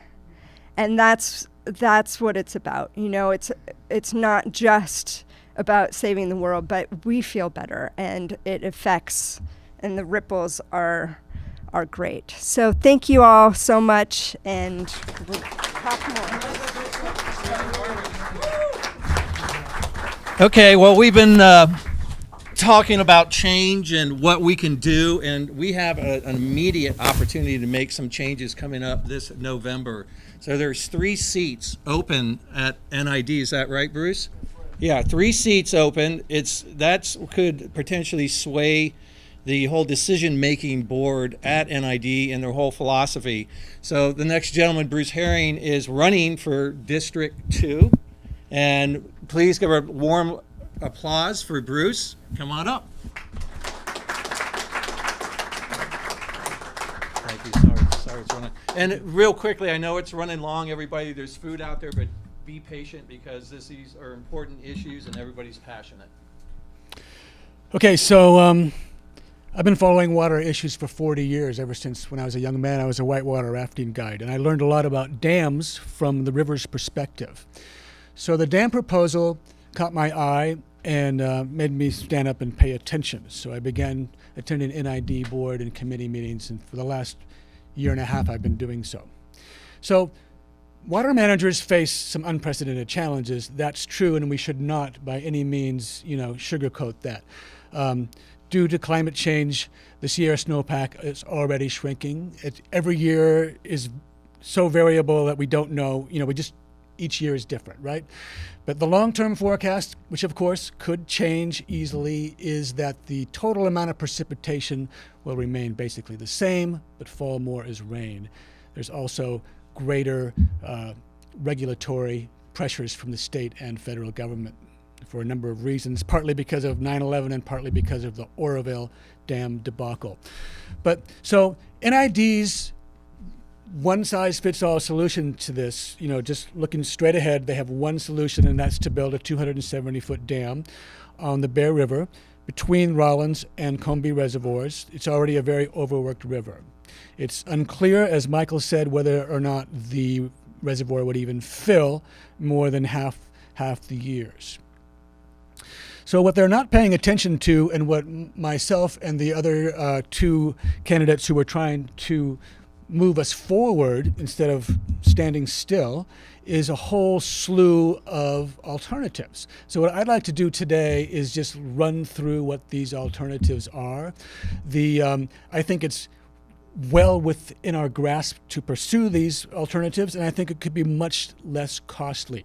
I mean, not only is there a huge financial cost to building Centennial Reservoir, it's approximately $500 to $600 million project. If you include financing, it could easily be $1 billion. But there are also huge cultural, human, and environmental costs. There are Nisenan burial sites along the Bear River. The Colfax-Todd Consolidated Tribe, which is alive and well in the Colfax area and up by Forest Hill, actually continues to do rituals and gather plants and herbs in the Bear River Canyon, and that would be an immense loss for them. Also, there's a number of people who would be facing eminent domain because they're going to refuse to move. That would be an immense loss to them. The Bear River is also a viable wildlife corridor. So I'm just going to run down a handful of alternatives. And to me, a basket full of alternatives makes a lot more sense. First of all, in the upper watershed, we could continue, and NID does this to a certain extent. We need to do it a little more. We need to do it a lot more, and there's money available for this via grants. Enhancing meadows. The whole idea of meadow enhancement is to keep the water in the upper watershed longer, spread it out. The meadows are degraded, so they get channelized, and the water that melts in the spring just goes right through it. The whole idea is to keep the water in the meadow longer. You do that by raising the bed and making it so it can spread out more. Also, the forests, we've heard this from our gentleman right at the beginning, the fireman. The forests are overgrown. The forests are like straws in the in the ground, right? They just suck. They're very thirsty. They suck water up. So we need to do not only just selective thinning here and there. We need to do some serious thinning of the forests where they're overgrown, and that will do two things. It will not only keep more water in the upper watershed, will also greatly reduce the risk of a catastrophic wildfire. And of course, that has effects on water quality and this whole story as well. Because if there is a catastrophic wildfire in the upper Yuba or Bear River watershed, it will do immense damage on the existing reservoirs, which we really need to continue to operate properly. They would be clogged with debris. The screens where the diversions are out of the reservoirs would be clogged with debris, and they would fill with sediment during the next rain. So, and that's a whole nother way we can do this, is reducing sedimentation in the existing reservoirs. NID does this a little bit.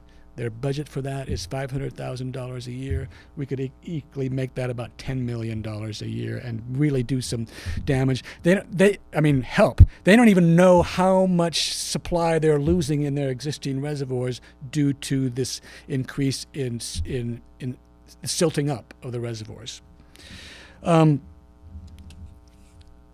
just what we can do in the upper watershed. There's also leaks in the system. There's a huge backlog of deferred maintenance. There's inefficient operations, such as selling water by the miner's inch. We could do much better on a budget-based, a water use system, selling water by how much you actually use. Several more things that have been used much more in the last 30 years that we can keep going on are, of course, efficient toilets, shower heads, greater use of gray water, greater use of rainwater catchment, and why don't we have permeable asphalt so that the water can just soak into the ground a little more. Long-term things such as, and this is already happening to a certain extent, I know for a fact, in Santa Monica and San Francisco. When they new big building projects, high-rise apartments or office buildings are built, not all of them, but a few of them are now being required to have their own water refiltration system so they can use their own wastewater, recycle it back, and if it's done properly, they what actually is going into the sewer or the wastewater management treatment plant is actually they're taking care of it right there on their property.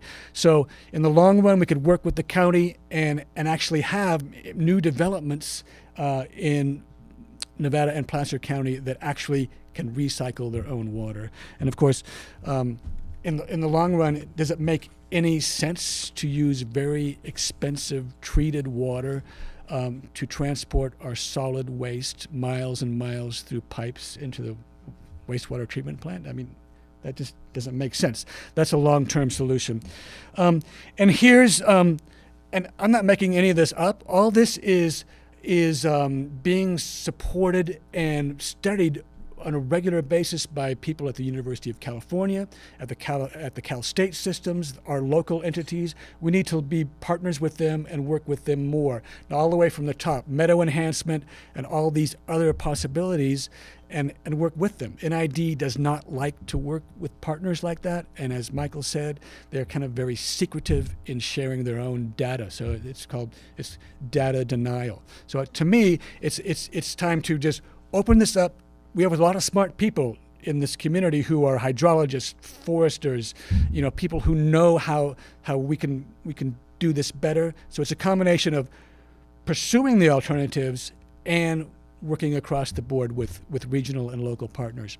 And here's perhaps the most interesting long-term solution for this, and hydrologists have told me this.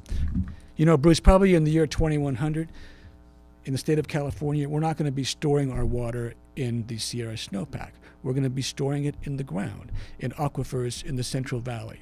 And it just so happens that on the edge, NID is fortunate. The NID service area goes from the Sierra Crest all the way to the valley floor, just north of the city of Lincoln. And a great deal of NID's water is sold to Placer County. Placer County, western Placer County, is part of NID.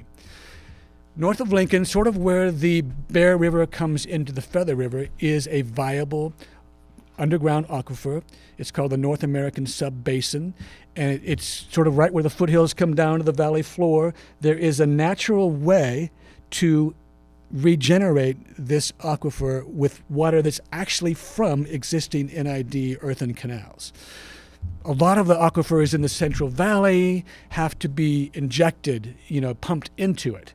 This doesn't happen in this case. We can actually, surplus water, we can send it down to Campfire West, we can send it into the already existing NID canals down there to replenish the aquifer. So in my view, using that aquifer as a water bank, which can be used by big users down in that area of NID, is a much greater and cost-effective solution than building, a giant mega dam. There would have to be some infrastructure, but it might cost $100 million instead of $1 billion, something like that.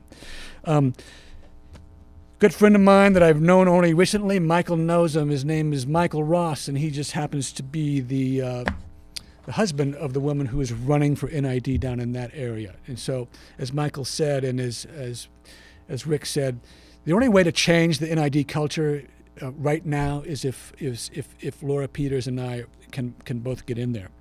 Here's what Michael says. He's a civil engineer, has been working for water riches for a long time. Here's how you deal with stormwater and precipitation, which is the same. The 6 S's: slow it, spread it, sieve it, sink it, save it, and share it. And those 6 S's are captured in all the basic alternatives I just mentioned. And these are just a handful of them. There's so many things that we haven't thought of. Think about, we're talking about 80 years from now to the year 2100. 80 years ago, think how much different it was here and in the nation as a whole. So there's solutions here that we haven't even remotely thought of, that in the next 20, 30 years, these young people sitting in the back of the room and our children are going to have new data, new knowledge, working together. There could be other great solutions to keeping more water in the system than building a dam as well. Building a dam is a backward solution, 19th, 20th century solution. And so, in my view, we need to go forward instead of standing still. Thank you. Bruce Herring, everybody. Thank you, Bruce. Now that is a breath of fresh air, some insight, and a man who's studied the issues and looking to do a paradigm change within NID. So take a look on who's running this November, get involved, do the research, and let's make the right choices for our community. So up next. All right, so we only have a few minutes left, and we're going to take a break. We're getting more into the solutions. We could sit here and talk for years about all the issues from food, water safety, emergency preparedness, the 5G that they're rolling into our community. But right now, we're focusing our efforts on the food and water safety piece as far as ARC. So our next guest is a publisher of a holistic health magazine. He does this every day. He gives people in the community a voice, and he's brought a very special guest who he's going to introduce with some solution-based options of what we can do. I do want to mention on October 14th, I will be videotaping a workshop on how to do charcoal and carbon-based filtration for your home water system, so we can all get out of our water the things that are in our water. But on that note, I want to introduce, he's here today with his wife, Dara, and he's an amazing person. He has a radio show, a podcast, a magazine. He's super involved and is doing more than his part. From Lotus Guide magazine, we have Rahasya Poe.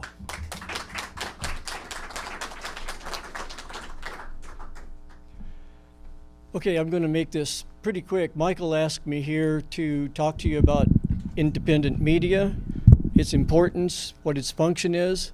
And basically, I could say independent media is the Gutenberg press of the 21st century times a million, because now we have a voice. Like, the reason I'm going to make my voice short here is because I want to give everybody else more time, because Michael and I and my wife, our job is to go into the crowd and give them a megaphone and say, here, speak your voice, speak it out, because something happens when people get information, and because with information you're armed with something to come back at, and the game doesn't work as well once you have information.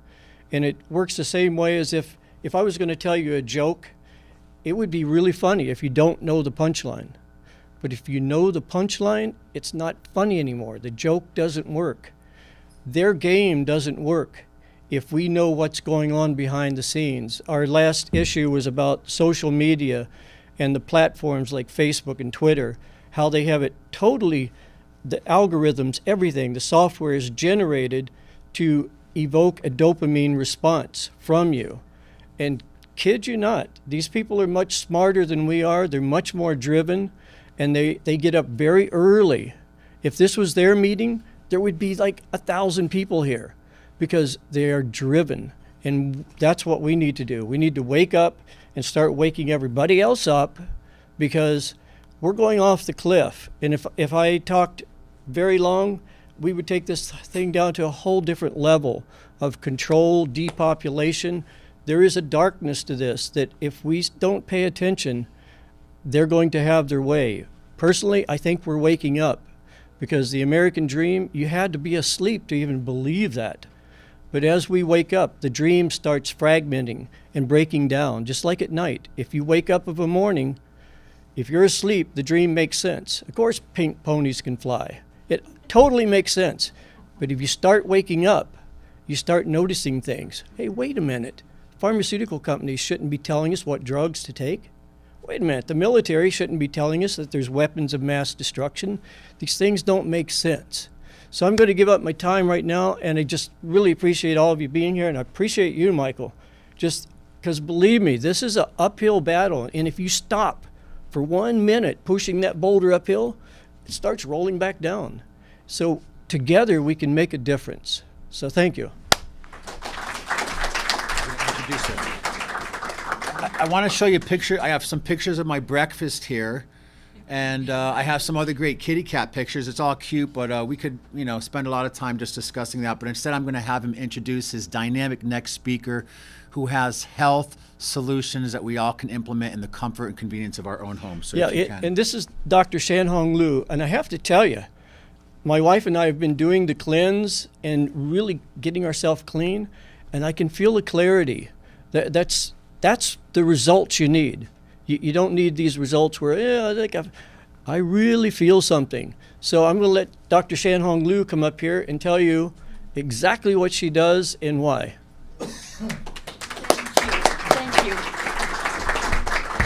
Thank you, everyone. I'm a physician. I have been practicing integrated medicine for 20 years in Mount Shasta, California. And the reason I come here today is I actually recently decided to close my practice. And one of the reasons is I have seen for the past 20 years the doubling rate of all chronic diseases. Instead of seeing patient one-on-one, I feel I'm losing the battle. When we don't find out the root cause of our diseases, number one, our country is going to go broke. 19% of our national GNP is spent in medical management of chronic diseases. In holistic medicine, many practitioners are getting busier rescuing the people dying, drowning in the chemical poisoning. And so one of the reasons I come here is really I'm inspired by farmers, by organic farmers, by environmental activists, because it is time for us to come together to discover the root cause. And what's really exciting is actually we now can scientifically measure 172 chemicals in your urine, and anybody can do from home. Mike Gainza and I and Dr. Reeder are both here. We are the National Chemical Detection and Detox Project Foundation. We're actually starting this very, actually before the Monsanto lost their landmark lawsuit. One of the reasons is we want to inspire and waken up practitioners. instead of asking them to apply another methodology to treat disease, we encourage them to measure the toxic load. And by utilizing a very natural, the bodily inherited detox project, we can actually demonstrate within 3 months the drastic decrease of the toxic load. At the same time, we'll be having data that we can collect in each regions and promote organic neighborhood. And I know how hard it is, right? We have to invite hardware store owners in our next meeting and teach them the alternatives to control weed. Because many people are unaware the danger of glyphosate and Roundup. And it is time, because Roundup, like Sue said, it has 2 patents. One of them is a metal chelator, and I have a mineral scan. In the past 5 years, everybody's minerals are deficient, right? So why is that? Because Roundup now is saturating on Earth. And so that's one of the things we really need to detect them, and then we need to detoxify them at home.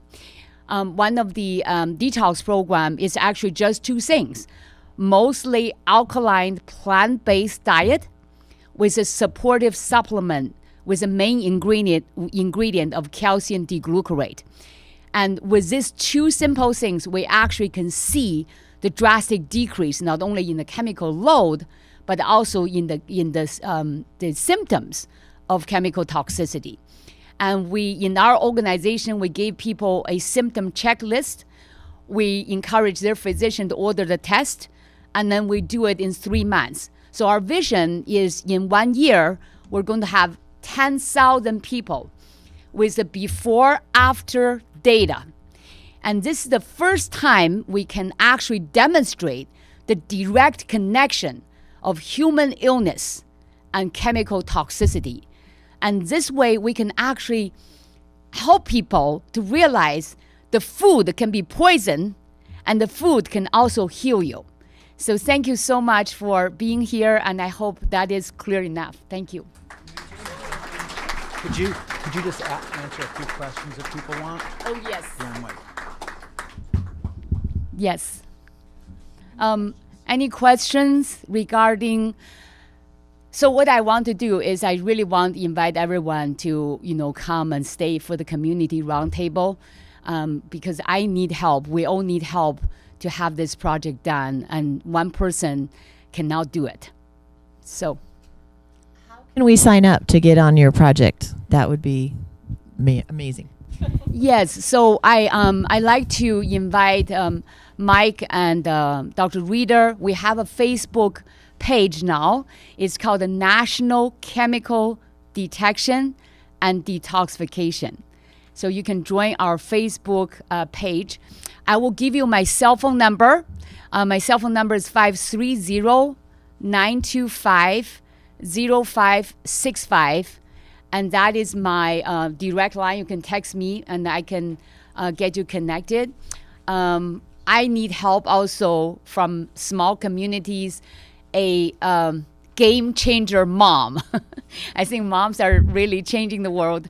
And also, so we can talk about the project. How can we get rid of chemicals in our community? Detection and detox.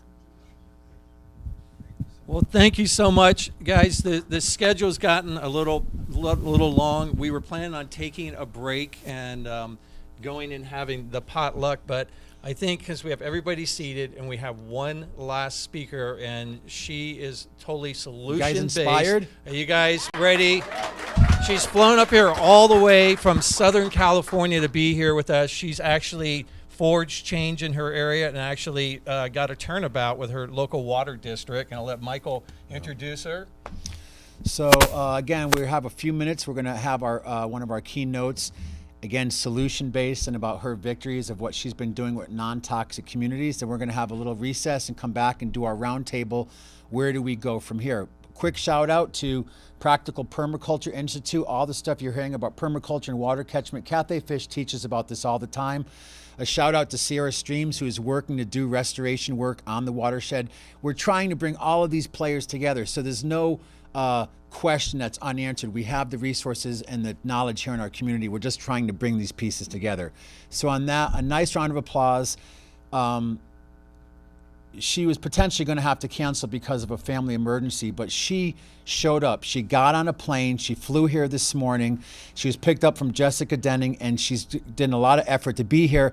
And in her work, I want to introduce another mom superhero, another powerful woman in the movement from Non-Toxic Communities, Kathleen Halal.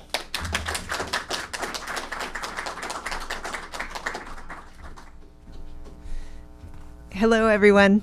My name's Kathleen Halal. I am a mother from Irvine, California, in Orange County. And I started to get interested in all of these kinds of issues when I was looking for a solution for my kids. They had autoimmune issues, and I wanted to look to diet as part of the solution.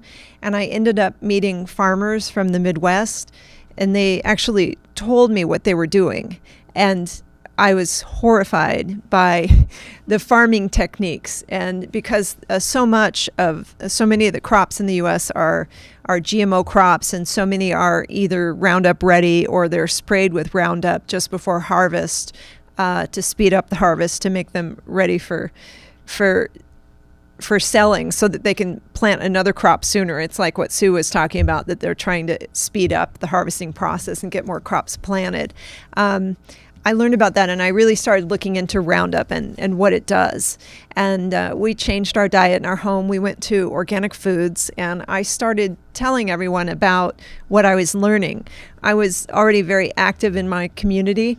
I am not a natural activist.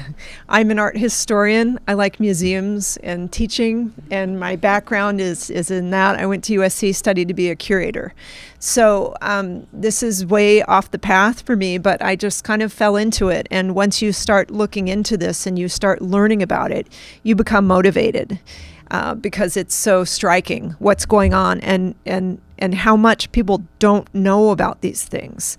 So I started talking to all my friends. I was on the board at the Performing Arts Center in Orange County, and I was PTA board member for all the districts, like the city board for the PTA. And I was running the arts department with my friend and trying to get more arts programs into the schools. And then when my term ran out, there was a space for the position of health and safety advisor, chair of health and safety. And so everyone kind of pointed to me and said, well, Kathleen, you've been talking about all these things, so why don't you do that? And that was kind of the beginning. And I started bringing in speakers and bringing in scientific documentation about Roundup, about glyphosate. We actually had Dr. Pero, the author you were talking about, brilliant pediatrician. What's Making Our Children Sick is her new book that she's done together with Vincent Adams, who's a doctor at University of San Francisco. And she came, I had the farmer come, Howard Vlieger come, and I brought more documentation and more letters from various retired governmental scientists. Every month we would meet, I would have more information for all the PTA presidents and the board. And at the end of my tenure, I asked if we could have a vote and ask to have toxic pesticides banned from our district. Not actually banned, that's not actually the word, but we asked the school board to stop applying toxic pesticides near our children. And all the presidents agreed. We all voted on it, they agreed. So I went forward to the school board and I asked them, and they already knew me because I was also on the parents fundraising board for the district, Irvine Public Schools Foundation. And we raised money for, I had a project raising money for additional school nurses and music, and my husband and I were very big supporters of the district. We made a lot of donations, and it's a lovely district that we're fortunate enough to be a part of. It's very close-knit, it's very education-centered, it's very international, And for public schools, I think they have a pretty good formula going down there. And the really important thing about Irvine is that the city is very closely connected to the schools. The school district and the city managers and the city council work very closely together to create this community in Irvine that's very tight. And our schools are connected to the city parks, and they share kind of the same terrain. So once I had approached the school district, and they finally very kindly agreed to figure out a non-toxic policy for our city, or for our school district. I then got together with some other parents from Irvine, and we went to the city council, and we said, well, the school district is doing this. We think you should do it too, because the parks are connected to the schools. So that's kind of how we got the school district and the city council. But I have to say that there's a special mentality in our community that the schools and the city are so closely intertwined. That's kind of how that happened. We have leaders who are very conscientious, and when we first approached them, they kind of had very little idea of what I was talking about or about what we were talking about. So there was a lot of education involved. All of the scientist letters and all of the information that I was giving to the PTA presidents, I copied the superintendent so that he knew everything that was going on. I was talking to him about everything. Everyone was very well informed. The school nurses, I kept them informed, and they knew about a lot of this information. So when we started our group, my hope was that if we succeeded, that I could help, or that we could help other groups across the nation do the same thing. And that's my hope. My hope is that some of you here will be inspired to form your own groups and your own communities and get this going where you live. And I'll talk to you a little bit about how we did it kind of in the specifics. But if you want more information, you can go to our website, which is Non-Toxic Communities. We have a Facebook page, and we also have a website. And our friend Jessica has very kindly arranged for us to have a grant. So we're going to be upgrading our website, which is very exciting. And we will put all of the educational materials and all kinds of things there that you might need to bring about positive change in your neighborhoods too. So our slogan, my husband came up with this, was, let's make Irvine truly the safest for the smallest among us. And that was very important because our city's slogan was America's safest city. So we took that, my husband took that, and he said, well, let's make sure it's the safest city all the way around. And the city leaders agreed with us. So luckily that was a good slogan. But if you can tune into the ideals of your own community or your own town, I think that will help you to work in tandem with leaders. So to start out, I would say get a group together. Get a group together. I have friends who are doing this all by themselves in their towns, and that's wonderful, but it's a lot harder. What we did was we formed a group. Even I had a group when I was kind of alone. My group was the PTA, right? So get involved with clubs that are already formed, or groups that are already formed who might be interested in these things. The PTA, of course, is interested in children's safety. Some PTAs are more receptive than others, but once I had the speakers come in, they were so reputable and so well educated that the presidents realized that this was really an important issue and truly something that should be a concern. So find a group, get a team together. Our team in Irvine, when we went to approach the city, we had a really special group of people. We had myself, I had the experience with different groups we could approach. In the end, I got the grant from Beyond Pesticides. I knew we could bring them in. I knew they could offer the training, so I kind of had the answers from that point of view. I had the science and the contacts for that. We had one gal who did a lot of marketing. She was very serious. She'd come from a career in the business world, so she was in charge of sort of branding and marketing. We had another gal who had done public relations for the Irvine company, so she was used to connecting with journalists and getting press. So let's see, and the gentleman we brought on board had experience with City Hall and city management, so he knew how to set up meetings and who to contact. So if you can find a group where everyone has a skill that they might be able to contribute, it would be really helpful for you. The stronger the team, the better. And then find supportive community leaders. Feel them out. You might have one person on your city council who is going through maybe they had cancer or someone else in their family has cancer or autism. So many of us sadly know people who are going through certain kinds of health crises, and almost everyone knows even a kid down the street who has an issue. So kind of feel out your city council members. If you have anyone who's sympathetic, that really helps you to kind of get a foot in the door. Take pictures and gather documentation. When you see people spraying around the town, spraying Roundup or doing whatever they're doing, I had pictures of kids in the front of school when school would let out. They post those little yellow warning signs when they spray. They need to do that by law if they're going to spray something that's toxic. So they'd put the signs, and then the pictures I had were of the kids sitting in the planter right by the sign, digging in the dirt with their hands. And all the parents are standing around chatting, and I would see this all the time. So I said, you know what, I have to take a picture of that because no one's noticing, right? And then those kids, what are they going to do? They're going to get in the car, and they're going to have a snack, and no one's going to wash their hands. So I thought this is really like something we need to note. But also, the guys spraying around the neighborhood and so on, just sort of raising awareness and kind of documenting what's going on. And we contacted our school district and we contacted our city. By law, they need to provide you with what products they're applying, the quantities, and I believe we found out when they were applying them. And when you get these documents back, it's pretty eye-opening because they're really using a lot of product. And it's like, oh my gosh, holy smokes. So it sort of motivates you a little more, but it's very good to have that documentation to know what their standard use is. I had a relationship with the maintenance guys. I met with them for over 2 years about these issues before the change came in Irvine.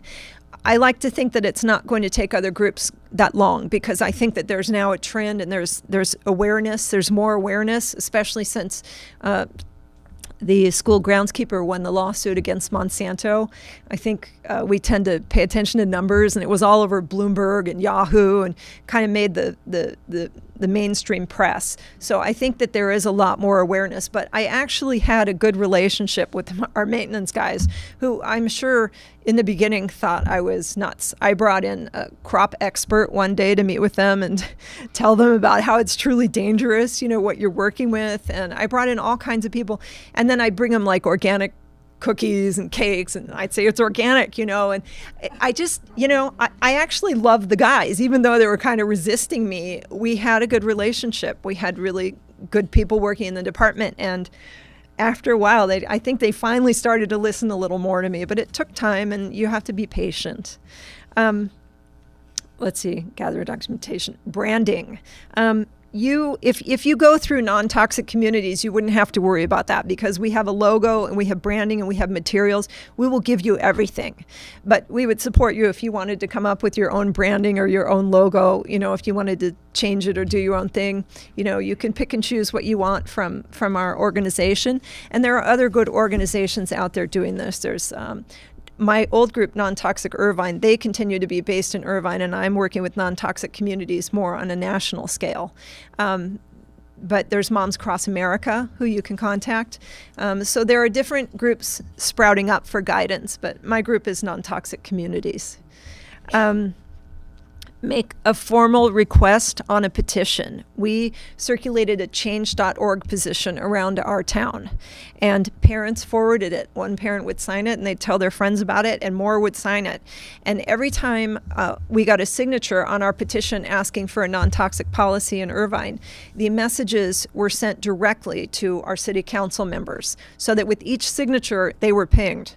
So by the time we wanted to meet with them, I think we had around 700 signatures. And so they knew who we were, they knew what we were about, and then we went into meetings with them.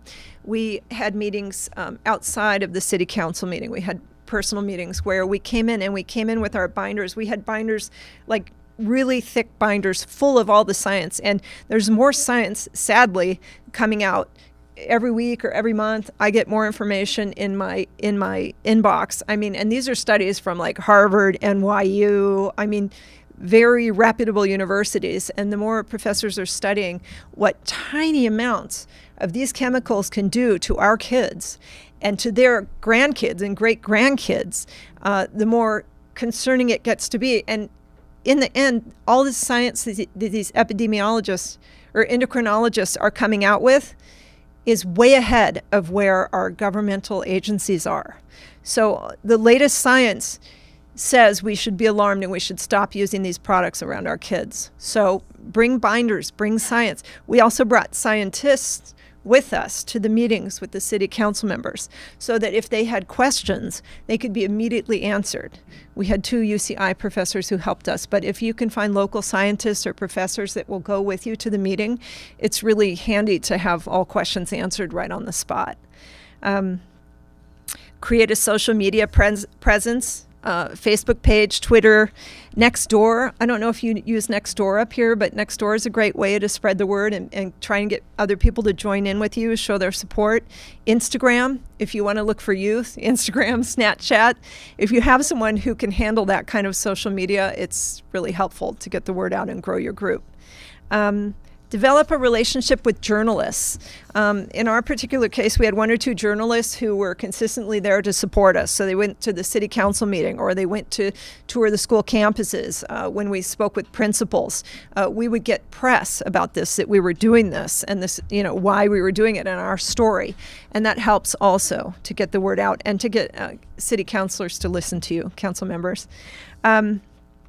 Once you have the critical mass, then you can go in, like I said, for the smaller meetings. But then after that, you would want to get your group to go to a city council meeting so that they can see how many people are supporting what you're asking for. When we went, we had a really big crowd. We had, of course, all of us. We brought our kids. Our kids spoke to the mayor and the city council. One of the mothers in our group, her child was fighting cancer, so she had a lot of kids come in who had either recovered from cancer or were still going through treatment, and parents as well. So it sort of raised awareness for our city council, and we actually did research. This mother did, and she found out there was kind of a cluster in our town. There was a higher than normal rate. One of my sons lost one of his baseball teammates to cancer at 12. So these kinds of stories and this kind of awareness makes people think twice about whether they should listen to you or not. Always dress professionally. Always make a very clean presentation as if you were going in for a bank loan. They're dressed in their business clothes, so you should be dressed in your professional clothing as well. Like I said, take binders. We had binders, so take binders with scientific studies.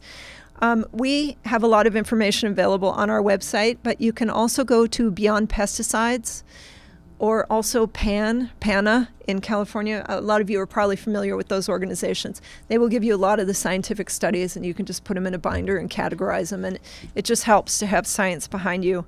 And we used a little bit of leverage, too. We brought up to the city, well, the schools are already doing it. So then the city was like, oh, well, if they're going to do it, because nobody wants to be first to try it. People are very afraid that it will fail. They're afraid it's too expensive. They've been told a lot of things by people who are sort of pro-pesticide. And it helps to tell them someone else has done it before, someone else is doing it, and somebody near you has already made the decision. So what are you going to do? It kind of helps to make them feel like they're not the only ones. And when I went to the schools for the PTA, I said Harvard is doing it. They've been doing it for years, organic landscaping. I talked to them about all the schools in the state of Connecticut, K through 8. They have no toxins on their fields where the kids play. State of New York, K through 12. For years, California is so far behind on this. And it was really eye-opening for them to learn that, but also to hear that other leaders in other schools had made this decision and it wasn't a mistake, that it could be successful and the grounds would still look very nice. They're very worried about that, and you have to be sympathetic to that. Everybody wants it to look nice. Am I doing okay? Yeah. Yeah, Are you okay. ready to field some questions, or do you have... I have a couple more things to say, and then yes. Okay, so provide the solutions, provide training. You can't go in and just complain and say, we don't like you applying these things, please stop. Because they'll throw up their hands and they'll say, well, what do we do? And they don't know, because all the maintenance guys have been trained by the chemical dealers. And so they think, and they've been told that that's the only way to do it, it's the cheapest way to do it, and they'll fail if they try organic. And you have to kind of get past those myths and tell them it's not true. In Irvine, we have been organic for 2 years and everything looks great. In fact, our fields have improved. I wish I could show you pictures, but we used to have very hard sort of dirt patches, interspersed with the grass. None of that now. The soil is soft. Some of the people, maybe Sue, or I can't remember who was talking about the soil being alive. Our soil is now spongy. It's not hard when the kids fall or run. They can get a better grip. My kids love it. They love it, and it looks better. Yeah, it's amazing. So we have saved on it cost, initially the first year, there was a bump in cost of about only 5%. But that was because they were kind of trying new things, and they might not have had to do all that, but they were, and so it bumped up about 5%. But they saved so much on water because the soil is now holding the water.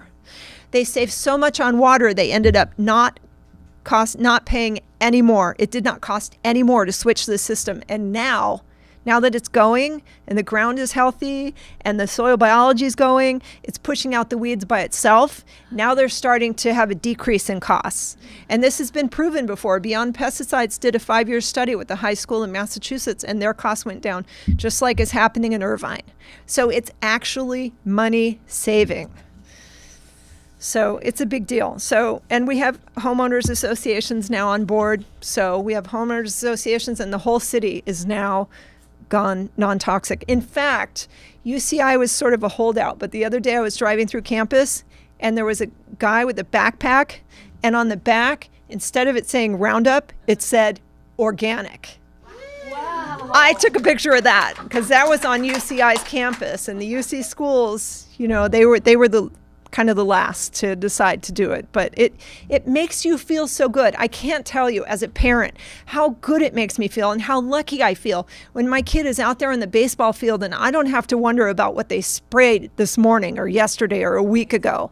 And conversely, when our team plays in other cities, I sit there and I kind of think about it. I'm like, gosh, I wish they were organic too.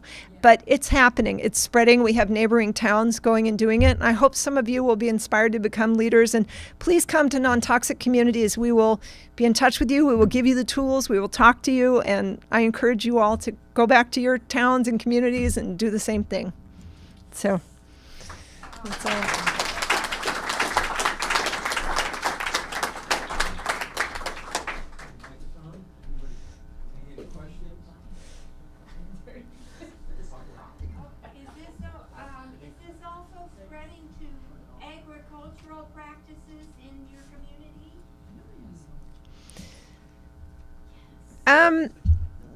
That's kind of a sticking point. When you talk about this, you can't touch that. You can't touch agriculture. But in the city will not try to regulate agriculture. That's its own independent thing, and the farmers will make a fuss if you try to tell them what to do. So that's kind of off the table. You don't do that. However, the awareness in our town of Irvine of organics being more desirable and so on is causing the farmers who are raising strawberries and other produce to raise more organic, and they have farm stands around town and it says organic. It's proudly displayed. So it's sort of all awareness. It sort of connects. But I will say the one thing is when we were doing this, I did not discuss GMOs at all. Stay focused. Your focus is children and the community's pesticide exposure. That's it. They can know that you eat organic, but don't cross over into the GMO subject. Stay focused. This is about exposure in our community. That's kind of what ARC is talking about, is becoming this platform to be able to bring us together and attack these issues one at a time in a manner that's actually orchestrated and focused. Because if we keep running around dealing with every individual issue, we're just kind of spinning our wheels at a very slow pace. Now, I'm curious, we have 3 agencies up here spraying, PG&E, Caltrans, and NID. How many agencies did you have in your local area that you confronted with this? That's a really good question because we didn't work on that level at all. That would be, I imagine, a state level. And I am working on those things now. I've kept working and I am trying to get some traction at the state level. But I think that that's a different battle.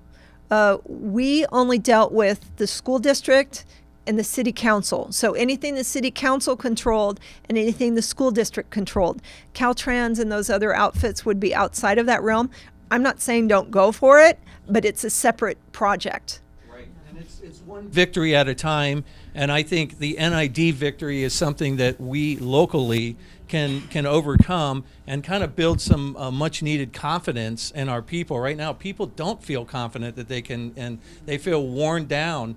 And again, if we can have a win on one small issue, as Dr. Luther King said, pick a small issue that you know you can win. Yes. And build the confidence in the followers, and then move on to the next issue, one step at a time. Yes. And so together we can do this. Are there any other questions while we're standing here from anybody? No. Okay, if not, then let's give a big round of applause. Thank you.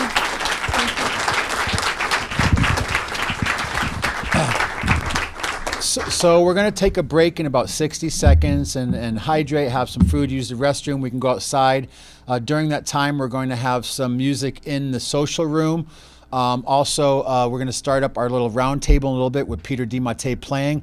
I do want to say on the monitor in the social room, I attended the anti-Roundup rally at the Capitol. So I have interviews and footage with Dr. Michelle Perro, who's also on our evolving advisory board. I have other scientists, and I have David Howland, who does the water research on the ditches, who received a cease and desist letter because of his research. So I know it's hard to stay focused, but when you go and see the rebroadcast over the next 30 or 40 minutes of our break, we're still streaming out on NCTV, on Butte County cable television, and on YouTube and Facebook, more content of what's happening with more professionals who couldn't be here today, who are really, like Kathleen and all the people here, at the cutting edge.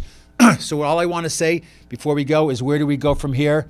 We're going to be here every Wednesday for an hour, having a weekly roundtable to talk about these issues. We're going to be doing these once a month, keynote speakers and broadcast public forums, and a lot of other things. We need to engage some of the youth in the area. And we're going to continue working in collaboration with KVMR and all the other resources and the artists who are going to help bring this to light.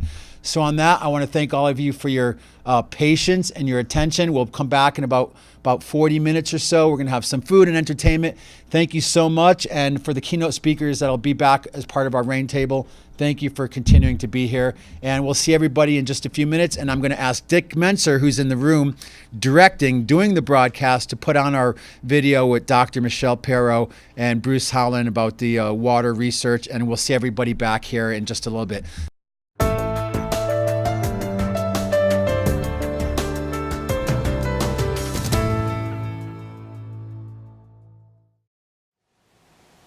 Hello and good day to all of you out there watching this video. I'm Michael DiMartino, the host and producer for Golden Road TV and Radio, and today I'm working in collaboration with ARC, the Alliance for Resilient Communities, and we have the great honor to spend some time, get to know, and to interview David Howland. So welcome. Thank you for having me here today. And we got to meet the other day at the farmers market briefly. You're doing some really important work, which has come to light in recently the legal case with the gentleman in Vallejo who won against Monsanto, but also with Michael Parson, who got front page on the Union talking about the effect of Roundup on the organic farms in Nevada County. So you're here, you're a specialist, you have an illustrious history. So tell us a little bit about yourself and your background of what brings you to this work today. Well, in the last 7 years, I've been working on a biological sensor that monitors the level of life in water or other fluids. It provides an output in proportion to how much life is in the fluids. And prior to that, I managed an engineering department, product development in water treatment, especially in chemicals, chemical controls, and such. So you're not a hobbyist, you really are a specialist. Yes, fair enough. Fantastic, great. So thanks for being here today, and let's get right to it. Tell us here in Nevada County and for many around the world, what's happening and what's in our water. Well, there's a lot of stuff in our water, and it's quite a challenge for the water providers to manage it. This is surface water primarily here. Water treatment intends to remove toxins and to control pathogens, and they do a pretty good job of that, actually.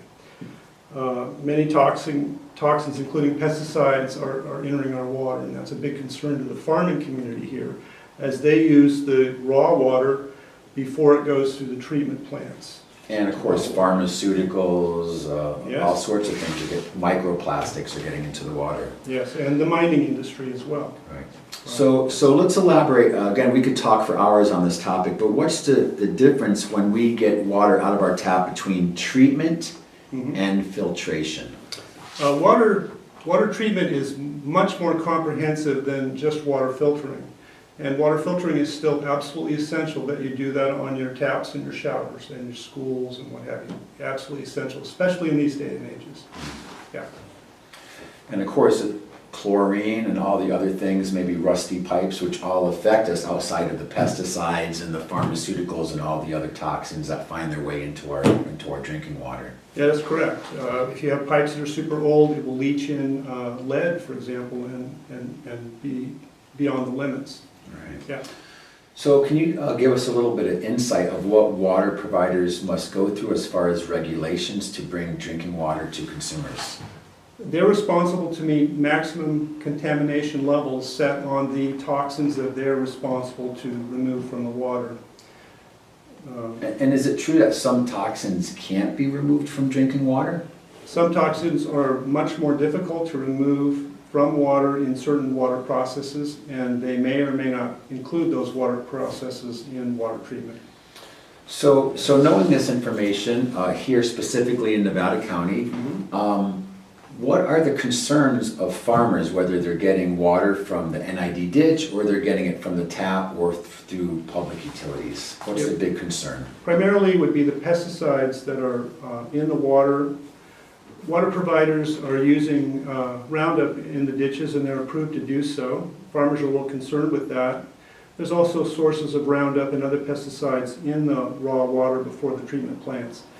And so the organic farmers are especially concerned that they're feeding Roundup to their plants and animals. Which is what got Michael Parsons his front page interview in the Union, because he is an organic farmer, and he brought to light that, well, a lot of the farms here in the county might not really be organic because they're using this NID, this Roundup and glyphosate tainted water, along with all of the other toxins that are potentially in the water. So knowing that, is there a history of toxic chemicals in the United States that are being used that are directly affecting consumers in general? Well, yes, that brings us to this guy here. In 1917, what's called the radium girls were hired to paint the radium on the dials of watches and clocks. And what was interesting is nobody knew at the time that was a toxin. And it took 21 years or so before they realized that. And some of the deceased bodies of the ones that survived glow in the dark. So that's pretty heavy stuff. So, of course, in this day and age, there's a lot more things that are coming to light, things like the effects of GMOs, the use of bio and geoengineering to potentially slow down climate change. So we can see everywhere fluoride in our water, inorganic food, pesticides, herbicides, insecticides, that there are a lot of toxins that are using in our water. So is there something that we can add to our water or do to our water to make it a little safer? Water filtration is the point of use. Water filtration is the thing that we must do more now than ever before. Right. And it has to be the appropriate kind of water filtration, and they have to be serviced properly. That's what we can do. Right. So again, we could go on this subject, I know, for a lot of time, but we'd like to get right to the point. We don't want to just bring issues to light here through Golden Road TV and ARC. We want to really give solutions. So what can people do? besides the water filter? Yeah, water filtration is the biggest thing they can do, but they can also vote for people that are more interested in health issues. They can learn and teach.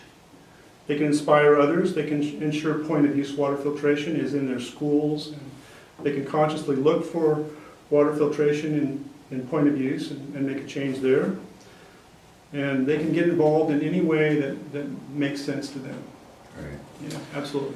Well, once again, you're tuning into Golden Road TV. I'm your host, Michael DiMartino, working in collaboration with ARC, the Alliance for Resilient Communities. I want to thank David Howland for his time and his expertise, and also for some really exciting patents and inventions that you're working on that are dealing with some of these issues. So thank you so much for your time. Exactly. All right. And we'll be back.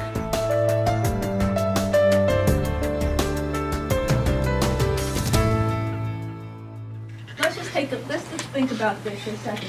Over half American kids are sick with a chronic condition, and you heard me out there defining on the steps what a chronic condition was, right? It's a situation where you've had a health issue for more than 3 months and that there's no cure. That's what a chronic health condition is. We spend the least on food, the most on healthcare, give the highest number of vaccines, and have the sickest kids of any industrialized country. So I'm saying, what are we doing? If every pediatrician is not here knocking on these legislators' doors, then I don't know what's going on. Well, I can tell you where they are. They're in their practices seeing kids 1 every 10 minutes, 1 every 15 minutes, and I'm going to tell you, in defense of the pediatricians, I'm one, that you really can't get into this stuff when you're seeing kids every 10 to 15 minutes. It's impossible, and that's what your schedule looks like. 1 every 15 minutes, that's what we're doing. Are you going to get into all this? Wow. It's really hard. So that's why it's really up to make some of these changes. After the end of these talks, you're going to know more than your pediatrician. So what happened to me? And I want to share what happened to me because it can happen to you. And I think I'm really preaching to the choir, to this group, but maybe to not to some of our legislators. When I read Jeffrey's book, I never heard of this guy. But Jeffrey, on page 16, started talking about Dr. Arpad Pusztai. And so I had to read about Arpad Pusztai. He's Hungarian. I'm married to a Hungarian. My mother-in-law was so happy when I started talking about him. And so what I learned from Arpad is that, well, wait a second. This guy was studying genetically modified potatoes in 1996, almost 22 years ago.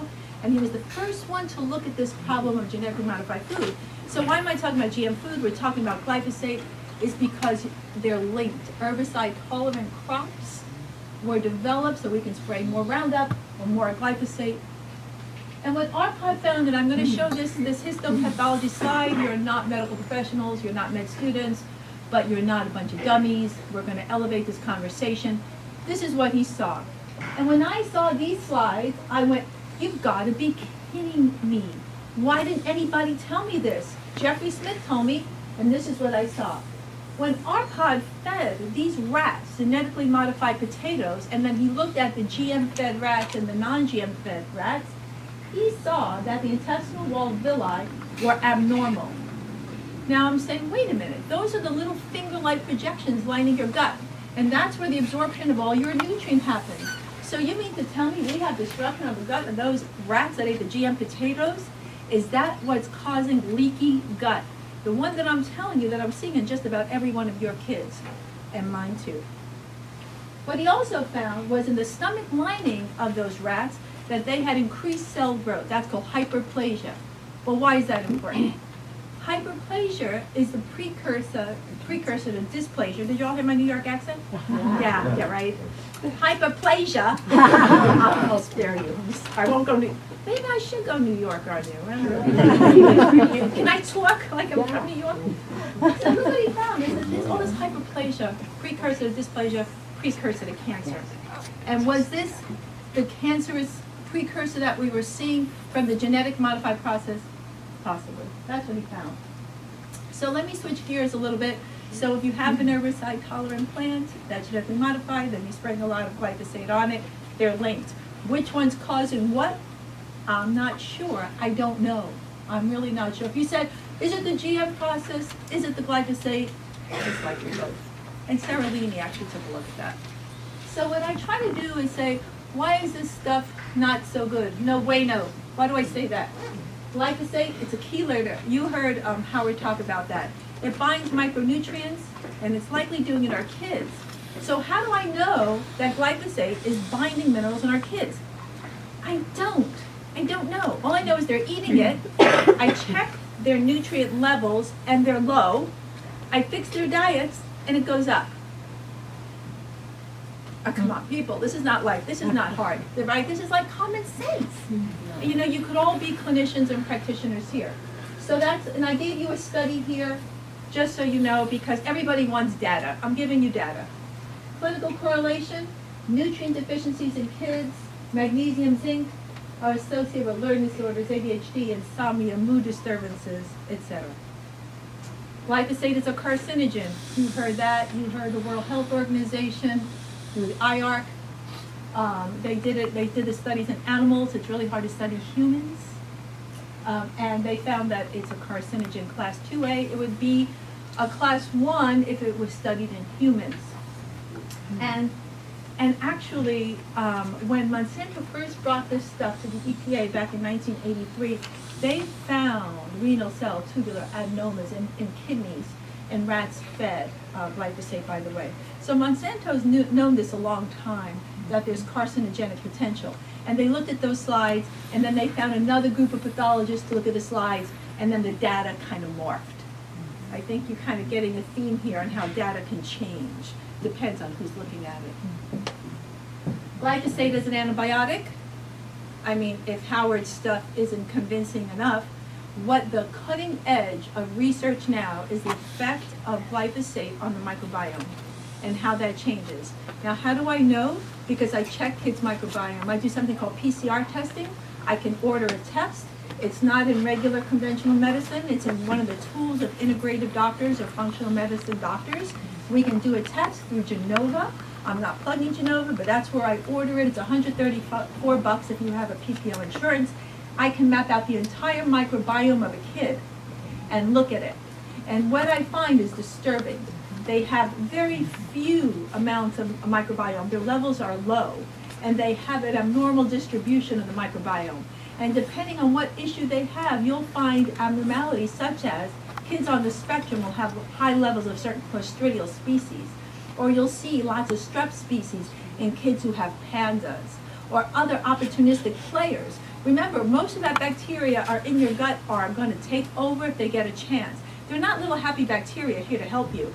They're going to go over. And so when those lactobacilli and bifidobacteria are abnormal because they're killed off, like in Monica's study, all the bad players party. And that's what happens.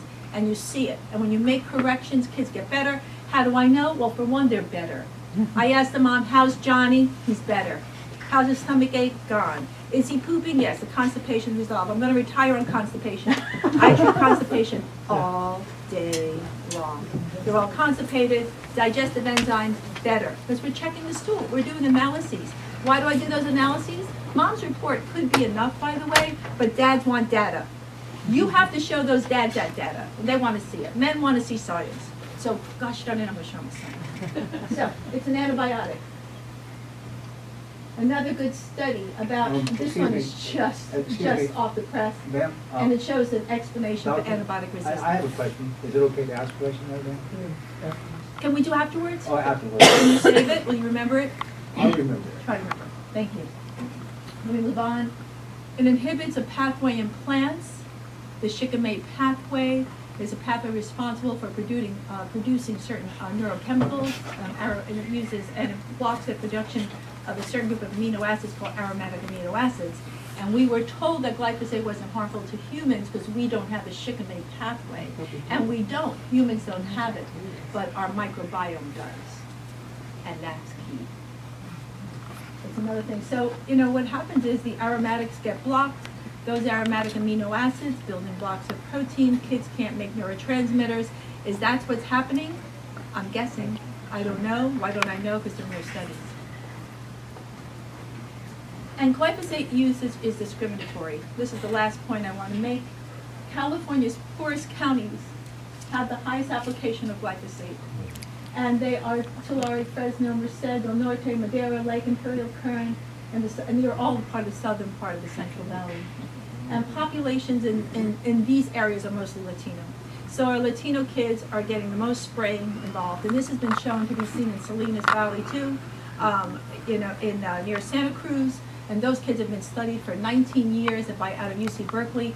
And those kids who are also heavily sprayed with organophosphates, which is not glyphosate, but glyphosate is a type of organophosphate, those kids have been shown to have some of the highest rates of ADHD. And my colleagues who work at UCSF with pediatricians have told me informally and anecdotally that when kids come in with severe ADHD, they say, yeah, they're probably from Salinas. That's how it's become. So I just want to wrap up by saying there's no doubt in the science that kids are tremendously affected by glyphosate and the genetic modification process. This is a no-brainer for me as a clinician to remove toxins and toxins out of our children's environments. I believe that this is just, as Kathleen Halal said, it's just common sense. Thank you.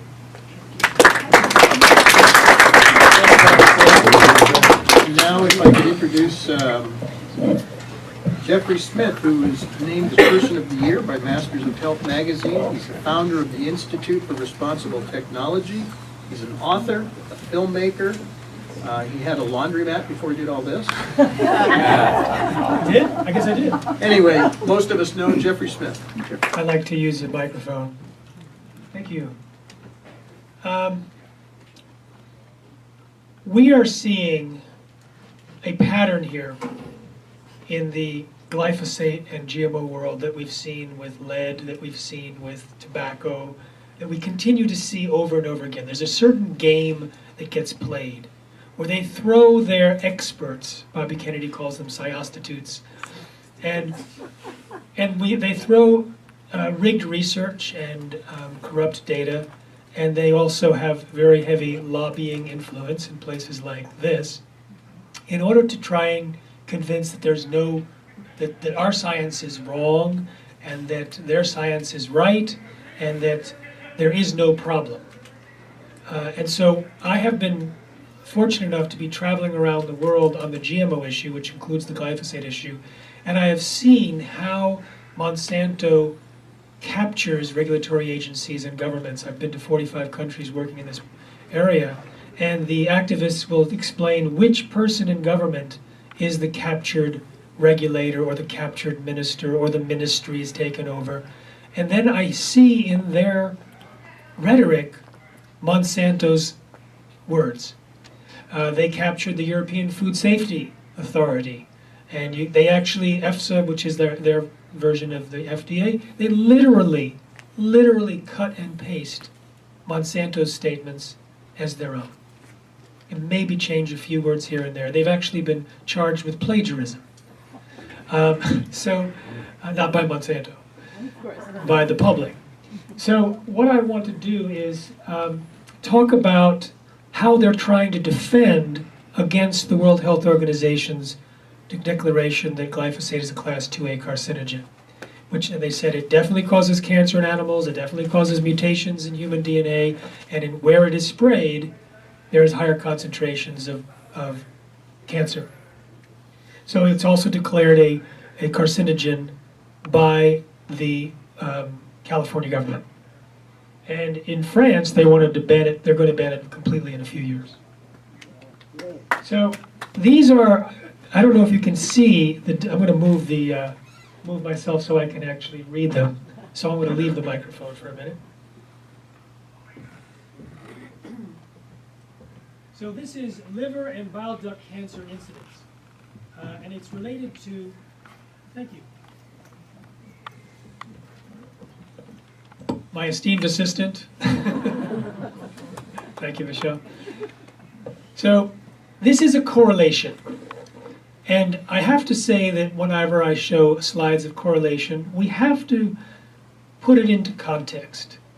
The fact that the line that is blue or purple, which is the amount of glyphosate applied to genetically engineered soy and corn, the fact that it is related to the increase of this cancer does not mean that it causes it. It's correlation, it's not causation.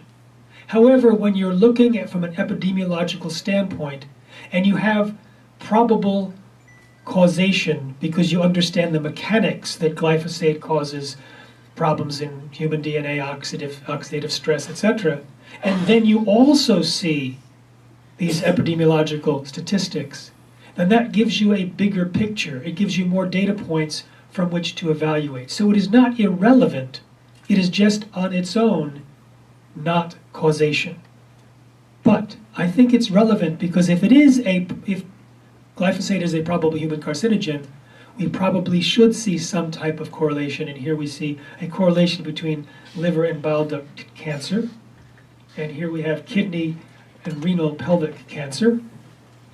And here we have kidney and bladder cancer incidence. And here we have thyroid cancer. And here we have deaths due to myeloid leukemia. And this is discharges of breast cancer. In Argentina, they went house by house in an area that was of a city that was closer to the soybean fields. And they found disease in nearly every house. They found a tremendous increase in cancer.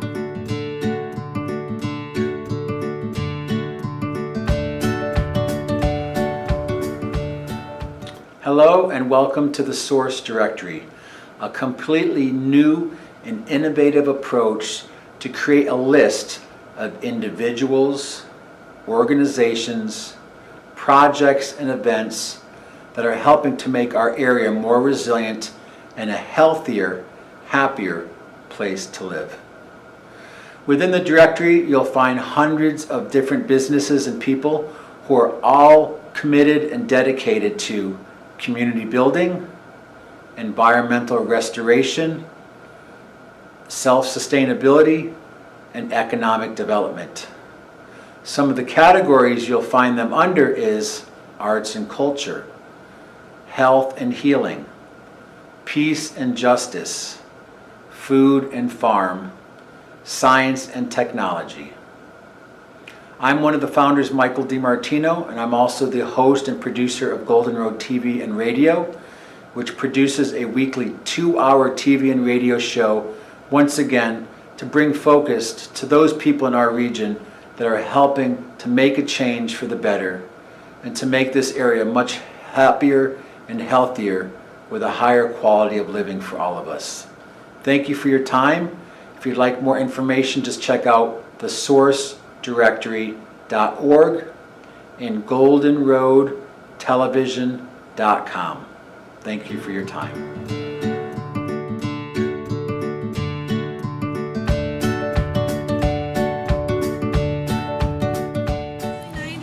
There's a guy named, what's his name? George Holden. He was an activist fighting the... Hello, Michael. I am Jessica Denning, and I am West Coast Director of Moms Across America, which is directed by Zen Honeycutt. And we're working for healthier communities and healthy children. So one issue we're working on is to ban glyphosate. And you'll be hearing from Kathleen Halal, who has successfully non-toxic program where they have integrated pest management and not using glyphosate. And other members of the community who want to get rid of pesticides around our families.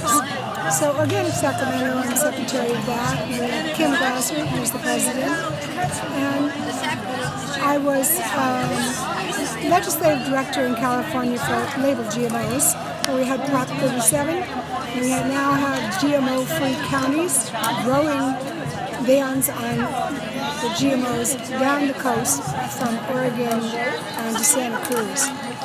Today I'm demonstrating the solar oven, and I'll show it to you. It's called the Sun Oven, and it's Earth Day here in Sacramento, 2018.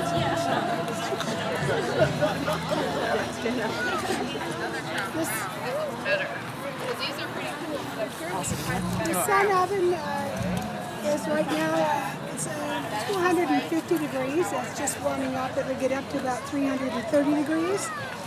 and it bakes a yam or potato in about an hour and a half. This is important, the sun oven, because half the children die around the world from dirty water. And we sterilize water in the sun oven. It comes with a little wax candle plug that melts when the water is sterile. And then the water is safe to drink for the children.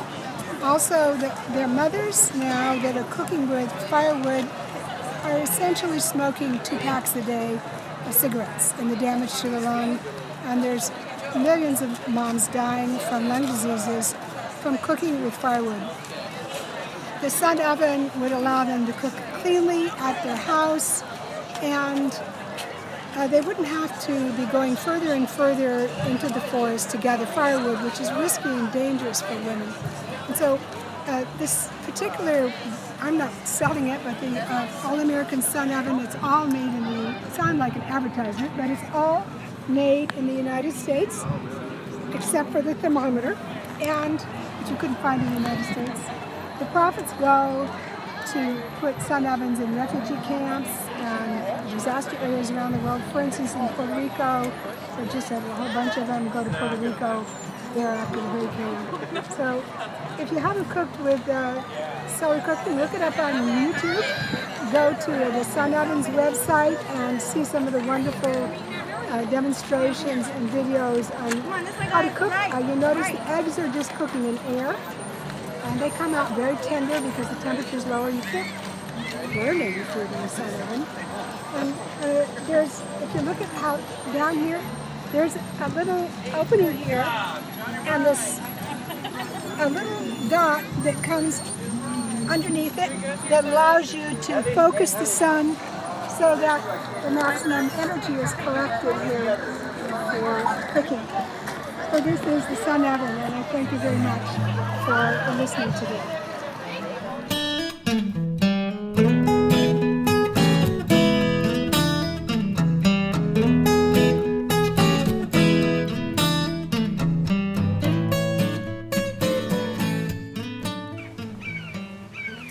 My name is Kwang Chu. This is Nevada City, and we're on Whitney Springs Farm. And today we just had a training workshop for Nevada County Grown's agritourism workshop, because we're going to have a farm trail coming up in July. It's a weekend, so this training is, I think about 60 people showed up, various farmers, ranchers, and interested parties, and we went through the whole concept of agritourism. And then the second part of the seminar was about the Farm Trail Weekend happening in July. Essentially, Nevada County Grown is a nonprofit. I'm president of it, and we exist to promote and enhance the whole ag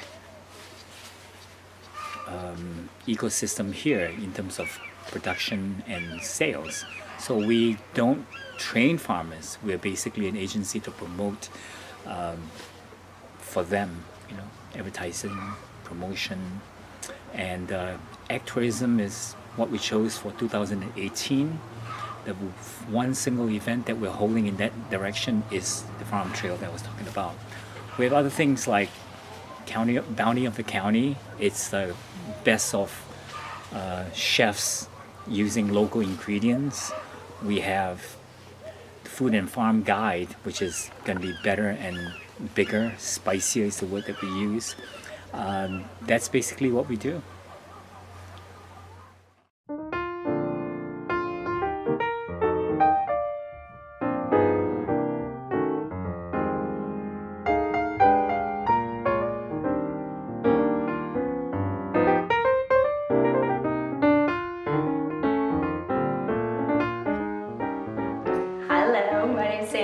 I'm representing Nevada County Grown. I'm a new board of directors for the organization. Today we had our agritourism and farm trail weekend workshop. We invited farmers and ranchers and local community members out to Whitney Springs Farm to learn about agritourism and how it's hopefully going to be able to blossom here in Nevada County. Agritourism is a way for farmers and ranchers to increase revenue, bring on new revenue streams onto their farms and ranches, help them support their bottom line. With Nevada County Grown in 2018, we decided to take on agritourism as our initiative because we see the benefits that it's playing in other counties throughout the state.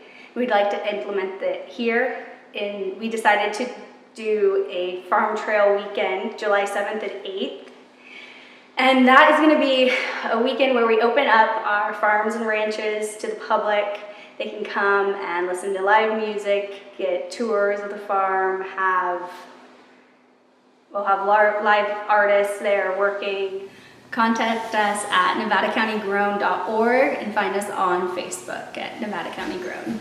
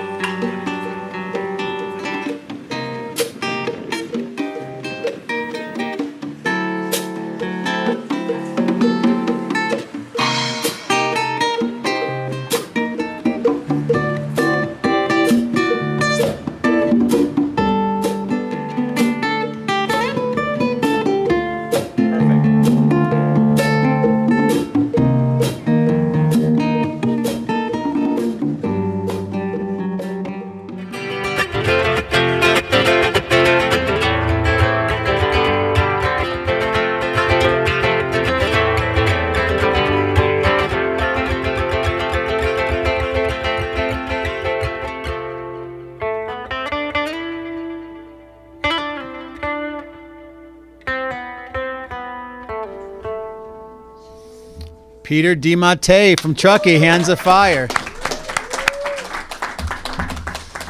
So much to do, so little time, but when we all share the responsibility, we can get a lot done and fit it into still having a quality of life. So this is kind of the last part of event today, and this is really where the rubber hits the road. Where do we go from here? We've had so many great speakers. I can see people are ignited, they're inspired, you have a lot of information. First of all, everything that was broadcast today is on Golden Road TV YouTube channel. There's cards at the desk. You can go, you can share it. Let people know. To do this in vain is not why we do it. We do this to help light a spark, but also to get the information out. So you can download it, you can share it, you can have people go there. Everything you saw today, including the B-roll with Dr. Michelle Perro and all the other pieces, are all available on Golden Road YouTube channel. ARC. We are going to start meeting on a weekly basis. And I really want to thank two people, not just Payom Riles, but I want to thank this gentleman right here who really, I mean, he just kicks butt. He came in, he heard what was happening. We partnered, and he is hugely responsible for what happened today. And I want to acknowledge with a bunch of brotherly love and respect, this guy right here, Rick Barron. And he is just a supernatural force of nature, and I appreciate his efforts. I want everyone to be able to speak for a minute just to wrap up. But the idea is where the rubber hits the road. We are going to continue to do these broadcasts every 4 to 6 weeks here from the Digital Media Center, focusing on subjects of community resilience. We're looking towards the future as far as more about emergency preparedness. I talked with the fire department. They realize they need a video to teach people. Going and picking up a brochure, going to a website isn't necessarily how it works. We're a content-driven society now. We want things quick, we want it fast, and we want it easy. And that's why we have the source directory. I want to make sure everyone's on the emailing list. I'm going to let everybody else speak, but thank you so much for showing up. I want to give a nice round of applause for all the people working today. Brandon and also Michael West, who have been doing all the videography. Oh, I like that. I like that. Michael Logue, who's helping to do the audio. And before you leave, just tap on the door and give him a big thanks. Dick Menser, who has things happening in his personal life, stepped up because Jim Heck wasn't here to do this, and he's directing and switching and doing the whole front end of the broadcast. So we want to give a nice shout out for Dick Menser. So really quick, check out the source directory, go to Golden Road YouTube channel. I'll continue to be doing my shows on KVMR. You can download the footage, but on that, I'm just going to turn it over to people to do their closing statements. If any of you have a burning question you want to ask, let's do it. But more importantly is, how do we parlay all of this into something tangible to move forward, whether we're going to be offering content for Lotus Guide magazine to reach even more people, and working as part of the amazing research project that you're doing and with the cleansing. And thank you so much. It's Cathay with Practical Permaculture Institute, Kathleen Halal with Non-Toxic Communities, Susan Govea from Garden Goddesses, and all of you. We have Michelle from Art Truckee. She owns one of the most beautiful galleries. Michelle Erskine, she's a photographer. She owns Art Truckee. Check out what she's doing for the community and the arts up in Truckee. And on that, why don't we start off with the person who helped set the fire to all of this to get it going. Let's have Rick Barron come up and share a few closing words. Thank you, Michael. Thank you. Well, I just want to thank, all the speakers that came up here and flying all the way in from Southern California. And ever since I was a kid, I've been fighting for injustice. I've just been one of those people that was always standing up for somebody who's been put down.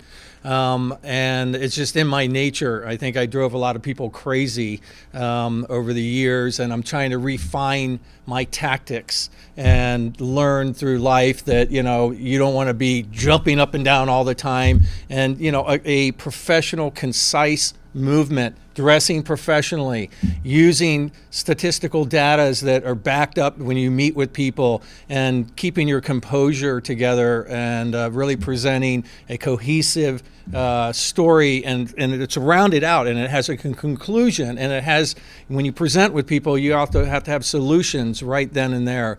So again, my thanks goes out to this amazing panel that we had here together today, and Alliance for Resilient Communities.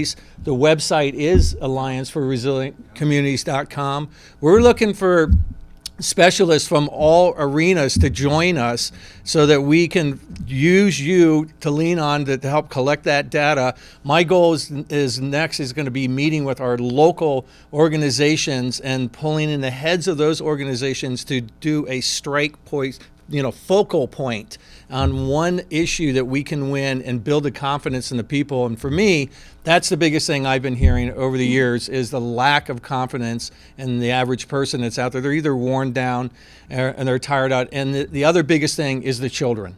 I have two 16-year-olds, and I asked them what they think about the water issue and everything. And what are you talking about, Dad? It's a cell phone. I can't get them off the cell phones, so you have to overcome that. But if we don't get the teenagers and the youth involved in these meetings here, it's going to be a lot harder because these agencies have a lot harder time saying no when you got the kids involved. And we'll continue collecting all the legal data and all the technical data, but boy, what children can do with a group of angry moms behind them. Get out of the way. So with that, I thank you for your time. Okay, next, a big initiator. Again, everything works in evolutionary spirals and steps. He was so instrumental in helping to inspire the source directory. We need a volunteer that can help a couple hours a week to add to the blogs, great content, and to put up the events people need. The beer and wine festival is great, right? Go out, have a wine. But we're trying to have vetted contacts, individuals and businesses that are doing stuff. And this gentleman has really been the spearhead for the source directory. And nice round of applause for Payom Riles. So I just want to thank all of you again for coming. It really, it's all these speakers are incredible. I was blown away by what I heard today. But it wouldn't be the same without all of you here to share it and absorb it and get inspired by it and go out and do something. So thank you for showing up. That's half the battle. And I guess the other thing that I might share with you today is something that I've seen as I've been working with these ideas of resilience or sustainability or whatever, is that if we want to see changes, what we're talking about are cultural changes, right? We want to make this a part of our culture, make it part of our everyday habits. What do you do when you wake up? Do you know where you get your food from, how you prepare your food, how you eat your food? Do you go for a walk? Like everyday habits, how often do you eat with your family and friends? All of those things are cultural changes that will help us to get these things that we want happening. That's really core here, I think. That's something that I've been discovering. Another thing that not only I have been discovering, but I through my career, I follow a lot of information about resilience and people studying resilience and teaching about resilience. And something I see over and over again is that there's this really clear connection between resilience and community. In order to foster resilience in an individual, in an organization, in a town, in a country, you really often, not always, but often comes back to what's going on in that community. How is that community doing? And even in the tangential areas where maybe it doesn't exactly have to do with community, there's sea level rise and we need to build something to protect against sea level rise. Well, in order to get that done, people have to pay for it, right? You've got to get people behind it to get that to happen, and that then goes back again to community. If we're going to get GMOs banned in our community, that comes back to community, right? It all comes back. So again, thank you for coming and being part of this community. So thank you.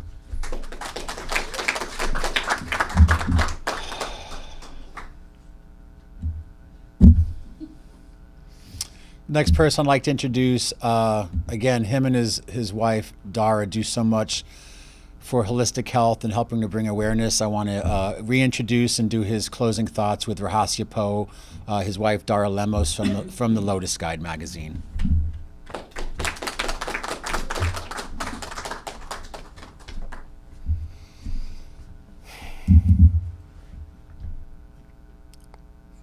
Independent media. We are living in a time right now when it's so important that everything that I would stand up here and say about it is really, it goes without saying. It's hard to talk about it. I mean, I heard somebody talking about going to the school and please don't spray our kids with toxic poisons. I mean, who would have ever known we're going to say these things in this world? But we have to wake up. We're living in a reality right now that if we don't grab hold of it, I just did an interview with Kevin Shipp. He's a CIA whistleblower. And when he started speaking out to the CIA because they had a gap in their system that was putting field agents in danger, they shut him down. They went to his house. They're clandestine people. They painted his house with a toxic poison. His whole family went to the hospital, his kids, wife, everything. Then that was the trigger for him. He went back into his supervisor and he says, you know what? Everything you taught me how to do, it's coming after you now. And now he's been speaking, and he speaks to thousands of people. First time I heard him speak was up in Reading. And when you hear things like we have over 2,000 secret organizations that hires 1.3 million American citizens that sign non-disclosures not to tell you what they're talking about, what they're doing. They're recording everything that we say and do. We need to grab hold of this. And I compare it to like in The Wizard of Oz. You know, in The Wizard of Oz, everything changes when they pull the curtain back. And when we pull the curtain back, it's not some monster. It's some old sociopath, pathological person back there that's decrepit, pulling levers and trying to keep us in fear, because they know if they can keep us in fear, that's what infuses our life, and we start wanting to get protection. And that's a bad place to be. And right now we find ourselves in a situation with the media. It's bought and paid for. If Fox News is starting to break some stories now, and that makes me wonder, but even that you have to be careful of, you know, because they throw you a bone once in a while, and then they disinformation it, and then I talk to so many people, they say, oh, I just can't even listen to this anymore, it's over my head. We need to get over ourselves and start listening, paying attention, and taking action, you know, because one of my favorite quotes, and I seldom use religious quotes, but in the Middle East, they say, believe in Allah, but tie up your camel first. We have some responsibility while we're here on this planet as spiritual beings.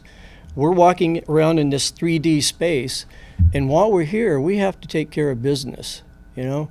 So if anybody has any questions, I interview and talk with people, everything from ancient alien researchers to Dane Wigington at Geoengineering Watch to CIA agents to climate scientists. I mean, if you have any questions, I can probably tell you what they say, you know, if you want to ask any questions. Great. Thank you. So many questions, so little time. So we got about 6 minutes left. That we're going to be broadcasting on. Again, I want to thank NCTV and Ramona Howard for all that you do. Butte County TV that's broadcasting, KVMR Facebook, and all of you. So we're going to have a couple more people come up and speak. Before we get to the last couple of our keynotes, I have a few people in the room that I want to recognize. I love this woman. She is such a wealth of knowledge, and she walks her talk. Cathay Fish from Practical Permaculture.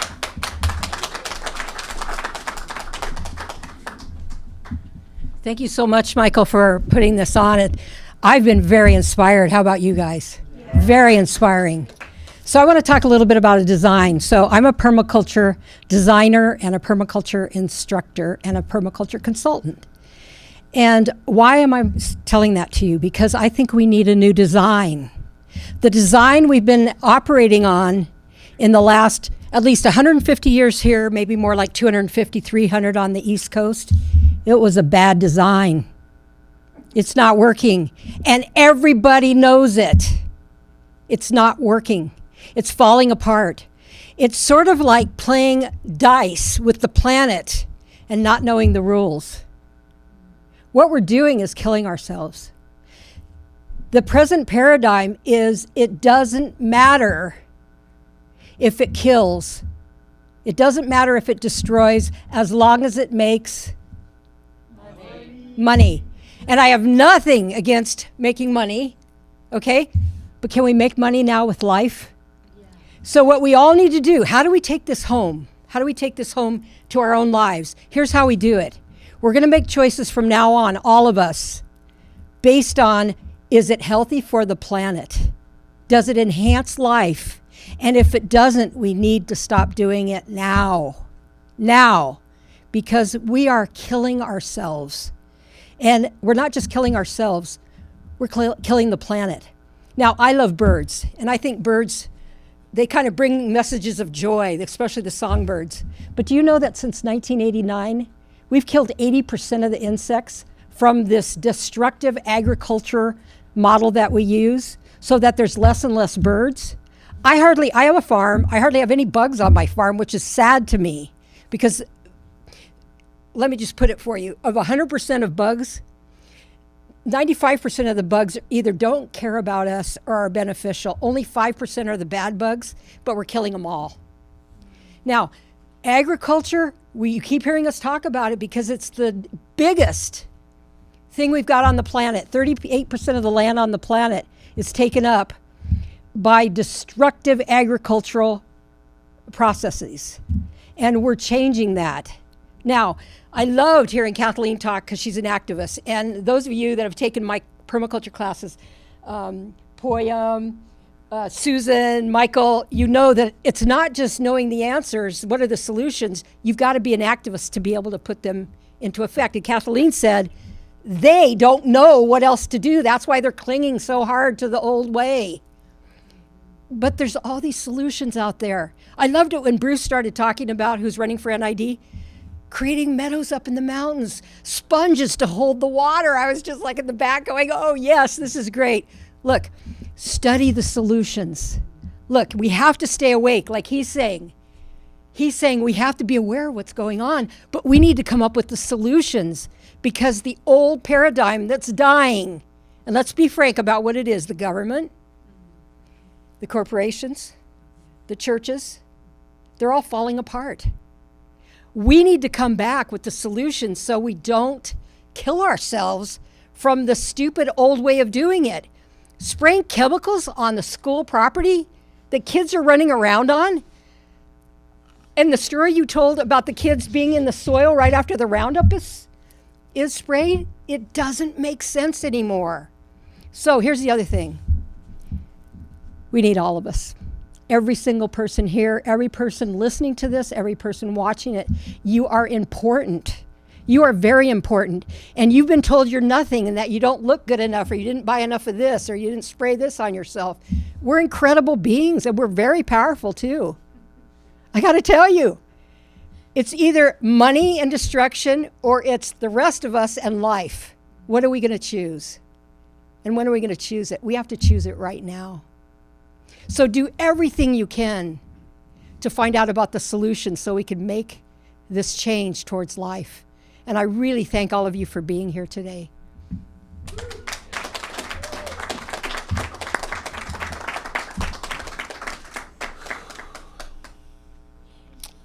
And she came a long way to bring her message of hope and to give us some insights and ideas of how to get things done. So I want to introduce our out of the region rock star, amazing woman who gets things done, Kathleen Halal and Non-Toxic Communities.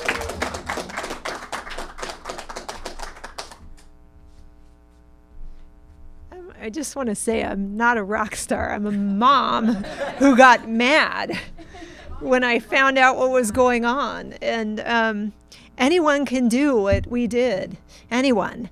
It's just you need to be prepared when you go in front of the city officials, and you need to explain to them why it's important and tell them how to do it.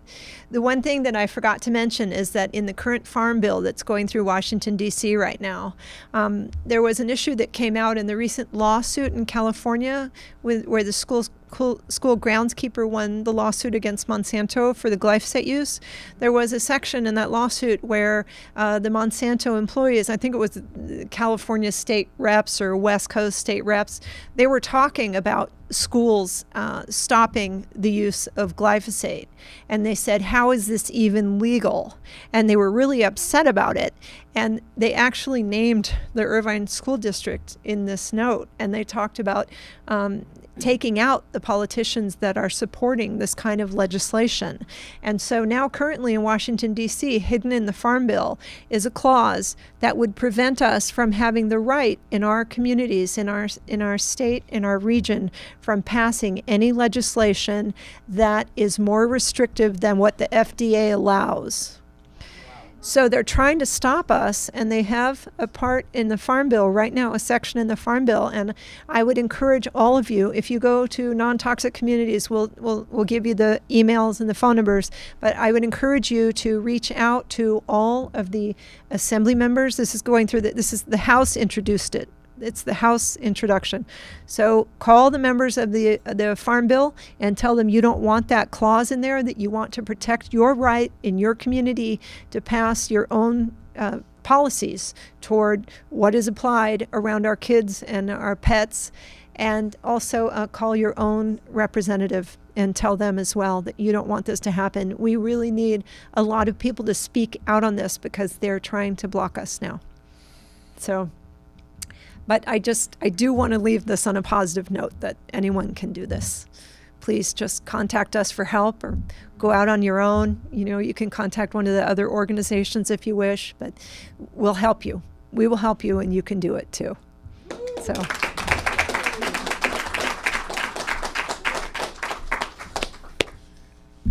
And another solutionist, or earthafarian, as we can say. I mean, we're coming up with new paradigms, new verbiage. We're really moving into a whole new way of thinking about things. And Kathie's so right. The old system is breaking down on every level, economically, spiritually, financially. But we have solutions. So I want to introduce again Dr. Shen Hong Liu. I get it right? Yes. Oh, okay.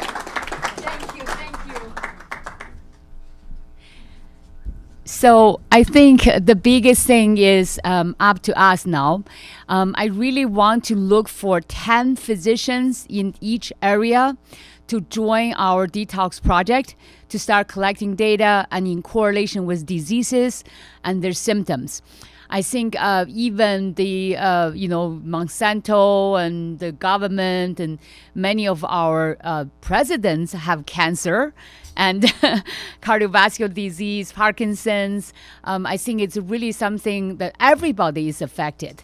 So if we can make that connection between disease and poison, we have a much bigger voice. I think that's come down to not only agriculture business rights. That's what the government, this country is always protecting the business interests. Is now we're looking at a crisis in healthcare. And Medicare is running out of money, and the government is running out of money. If they know they're creating more chronic disease that nobody can take care of, they will look. So I really want to encourage everyone to give me numbers of their physician. We can start detecting and detoxifying our body and our community. Thank you.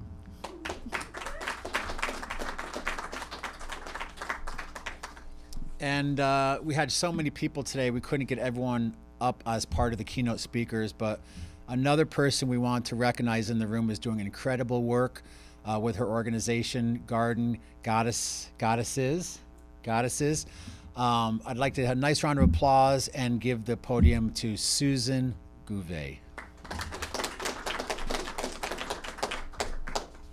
Make this quick, but I founded the Society of Garden Goddesses 9 years ago, and it's all about getting people together to learn about sustainability, cooking organically, growing our own food, and being activists. And my goal is to make activism fun, and I have all kinds of fun events that I host that make a ripple effect in the community and bring together really powerful people who make a difference and make this planet an awesome place. And I believe there's a solution for everything. So that's what makes it fun being an activist. So, and we have a water workshop coming up at my home on October 14th. And we're going to be making our own biochar and house filters. A gentleman's going to teach us how to do that. And Kathy's going to present all kinds of fun stuff about water. And then I'm going to prepare some wonderful food for us. So hope to see you all there. So I'm going to keep it to just a couple words. Words can't describe the amount of appreciation. When I began this journey here a couple years ago at Golden Road TV and radio, trying to give everyone a podium for their message, for their business. And now that we've anchored and found our cause around community resilience in these topics, and we have a directory of how we can go there and find people and events, and everybody can put up blogs about things that are relevant, we have a little bit of a hub to help bring some of the spokes of what everyone's doing together. So again, thank you all of you for coming. Please make sure you're on the email list. We're going to do this again in about another 4 to 6 weeks. And I already have commitments from 2 other counties of people who want to anchor ARC there. Louis Elbinger, who just ran for Congress for the Green Party, is going to be anchoring ARC in Siskiyou County, which is Mount Shasta. And I have some tentative commitments from people in Butte County that are interested in helping to anchor ARC there to do a monthly roundtable and discussion to identify the issues and, more importantly, to look at solutions within our own communities.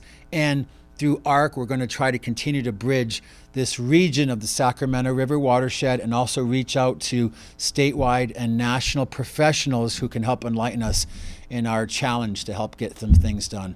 So again, thank you so much. Thank you for NCTV. Thank you again, Michael and Brandon, who have been running cameras all afternoon. There's been a lot of effort and volunteerism that goes into making this happen. Thank you for you guys bringing food. And we'll contact you and we'll see everyone in a few weeks. And again, this is on YouTube. Share it. Let people know all the cards are on the table. Spread the word. And thank you so much as we continue to move forward as a town, as a county, as a region, as a state, and nationally to make changes, because we can't depend on other people to do the work anymore. So thank you so much. And thank you for those of you who are tuned in this afternoon. And have a great day.